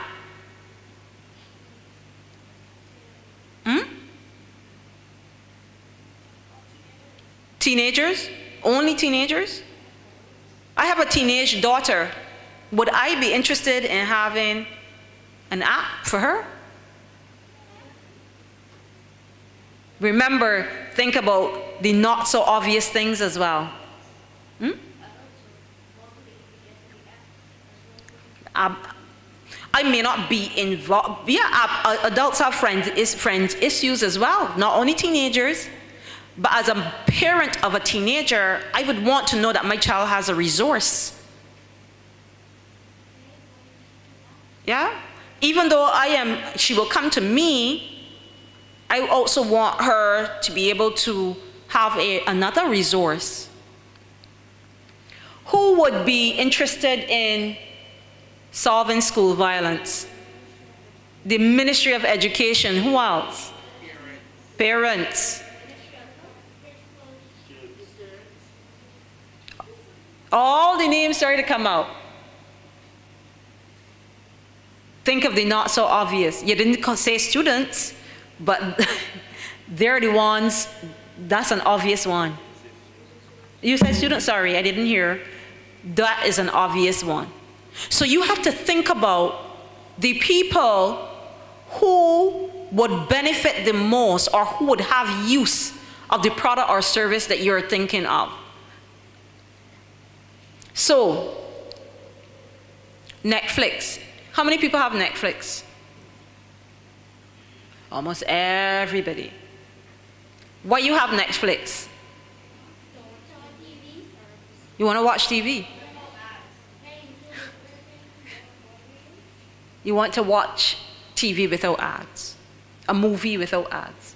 They have the latest movies, not always. They have series. They have, yes, movies are only available and you may want to watch. So after we've identified that, summarize to me, who would be a customer segment for Netflix? Not everybody. You cannot sell. And I'm glad you raised that. I want you to understand that your product will not be for everybody, even though you think it is. Suppose I don't like to watch TV. Netflix may not be useful to me, yeah? To be for everybody. And I want you to remember that. Your customer segment cannot and will never be everybody. All right. So, anybody who likes to watch movies or binge watch may want to subscribe to Netflix. That is their customer segment. So this brings me now, just doing a time check. This brings me now to your group exercise. We went through a few of them. I want you to spend a few moments identifying the various customer segments of your business. Remember, don't only look for the obvious. Look for the things that are not so obvious. Look for the things that, or the people that may be interested in purchasing your product or your service.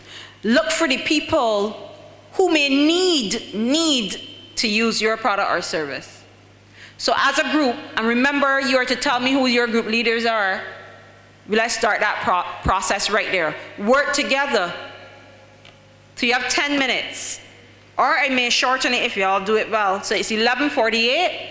At 11:58, we are going to start looking at getting ideas from you on those people that will need your service. Do you understand what needs to be done? So work together as a group. I need to hear murmurs. I need to hear discussion, please. It is a group effort.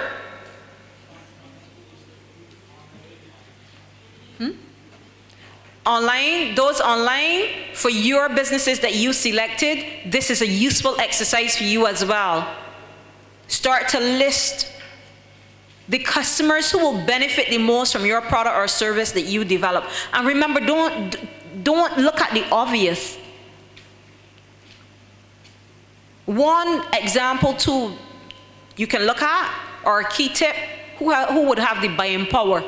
So we had apps for children, but who's gonna buy this app if the app is a subscribed app? Who can buy the app? The parents or their guardians. So you have 10 minutes. If you need my help, let me know. Guys, please work together as a team. I need to hear murmurs, I need to hear contributions from everybody.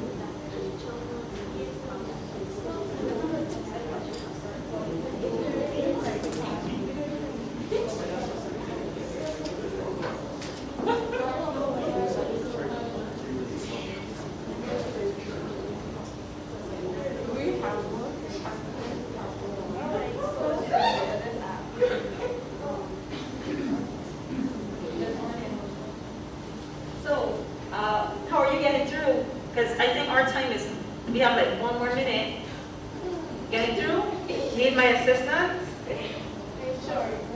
No? Somebody wants it? Yeah, we do want help.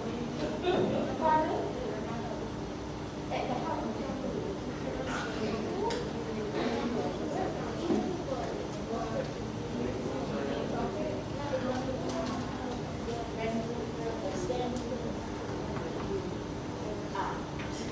Oh, not yet. Just tell me who's gonna sell it. You just need to tell me it's gonna buy it. Yeah. So we can come to that. We can come to that in the next session.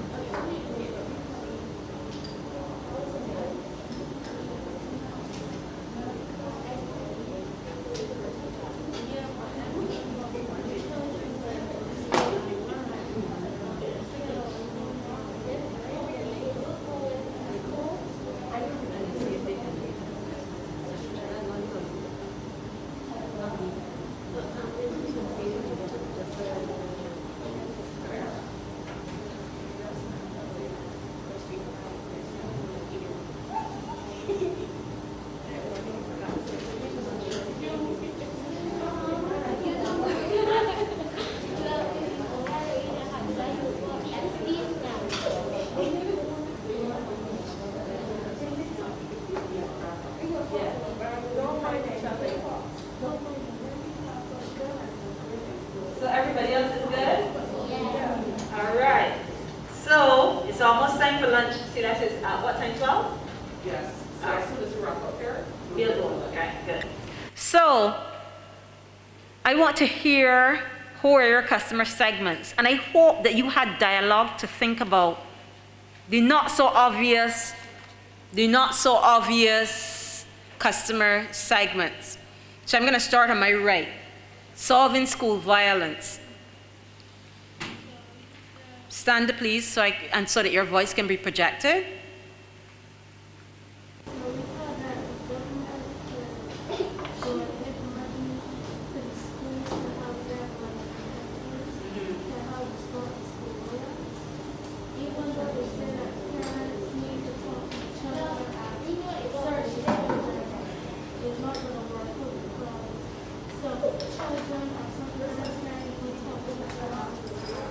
So these customer segments that you have so far would be the government of Barbados.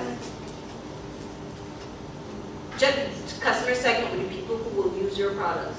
So you have the government of Barbados, you have the parents. Yeah, who else? So you could have not other businesses, that's your fundraising. Who is going to use it? So the students will use your product. The government of Barbados can partner with you to offer this in the schools. Parents who may be concerned that their children are exposed to violence or whose children may have experienced violence. Teachers. Guys, one of the things I want you to do is to be respectful of each other and make sure that you listen to the ideas coming through, because you may also get ideas for your own business as well. Alright? The other person, what about past students? Past students will benefit? So you have looked at 5, I hope y'all are noting this because these things are going to come up. These are the 5 segments. I'm going to repeat them. And guys, it is important to document your ideas. Remember, that's the whole purpose of the business model canvas. And that reminded me that I did not give you samples of the canvas. So I'm going to share this with you so that you can start to put your ideas. So we're starting with customer segment. We're about to go to lunch. So when you come back from lunch, you can immediately note it. But identify your customer segment. It is important to document your ideas and various aspects of your business. So I'm gonna, for the benefit of this group, we're gonna recap who your customer segment is. Your customer segment, or you have a number of segments, You have students. You have the government of Barbados who may want to partner. Are you noting your segments? Right. Past students, parents, and teachers. Yeah? Great. Thank you. Next group. Who are your customer segments?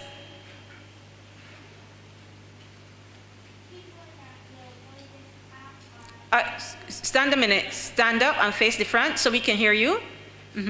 Talk to me. People that will play this app are anybody that got friendship issues, adults and teenagers. All right. So, you see that word anybody? I want you to replace it. Because remember I said that it is not, well, I guess you can keep it. But remember I said that you cannot have a product that is for everybody. So people who are experiencing challenges in their friendships, those are the ones who will use the product. That's absolutely correct. Parents of children or teenagers who are experiencing friendship issues. What about adults? We spoke about adults. Would adults use this as well? Or you only have it for children or teenagers? Even adults. So you have 3 segments. I want you to note that segment in the business model canvas that you have here. Transfer those segments onto that sheet that you have. We have enough, so if you can use one for the business, and then I'll replace it with the person who's using theirs. Yeah, you can get an extra one. That's okay. But start to note it. Remember, it is important to document everything we discuss so that you can look at it at a glance. And last group, the app for the differently able. Who are the customer segments? Mm-hmm.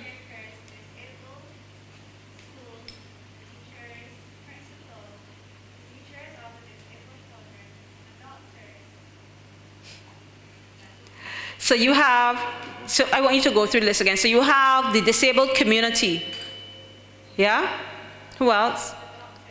Doctors. How are the doctors going to use this app? Aha, okay. Caretakers, these are people looking after those in the disabled community. Who else? Parents of the disabled. Parents of disabled. How are they going to benefit from this? They can also communicate with their children, help their children communicate with them. So, okay, so as we go on, you're going to see different aspects of this business can come out. One way I can see the parents communicating is sharing ideas on how to cope. Yeah? And who else? And teachers. And how are the teachers going to benefit from this app? They can understand what we're trying to say. Mm-hmm. They can help explain their work better so that they can see through it. So I hear a number of things coming out. As we go on, you're going to start to refine this because I heard communicate, I heard cope, and I heard decipher. So maybe if you talk about decipher, these may be people who are hearing impaired or who have speaking challenges. So you have to, and as we go to the value proposition, you're going to see how you're going to start to refine what you offer this app, all right? So guys, thank you so much for putting in the effort to identify your customer segment. We are at lunch. Lunch is, I think lunch is half hour. I'm going to tell you now.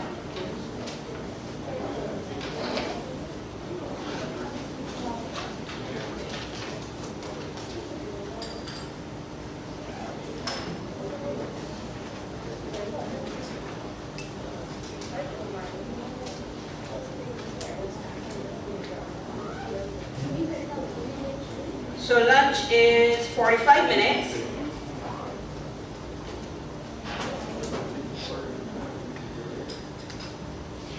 Lunch is 45 minutes, so the time is now 12:08. Are the mathematicians? Help me. So it's 1:03 that you return. Please be punctual because there's another class after mine and I want to wrap up so that we finish on time. All right?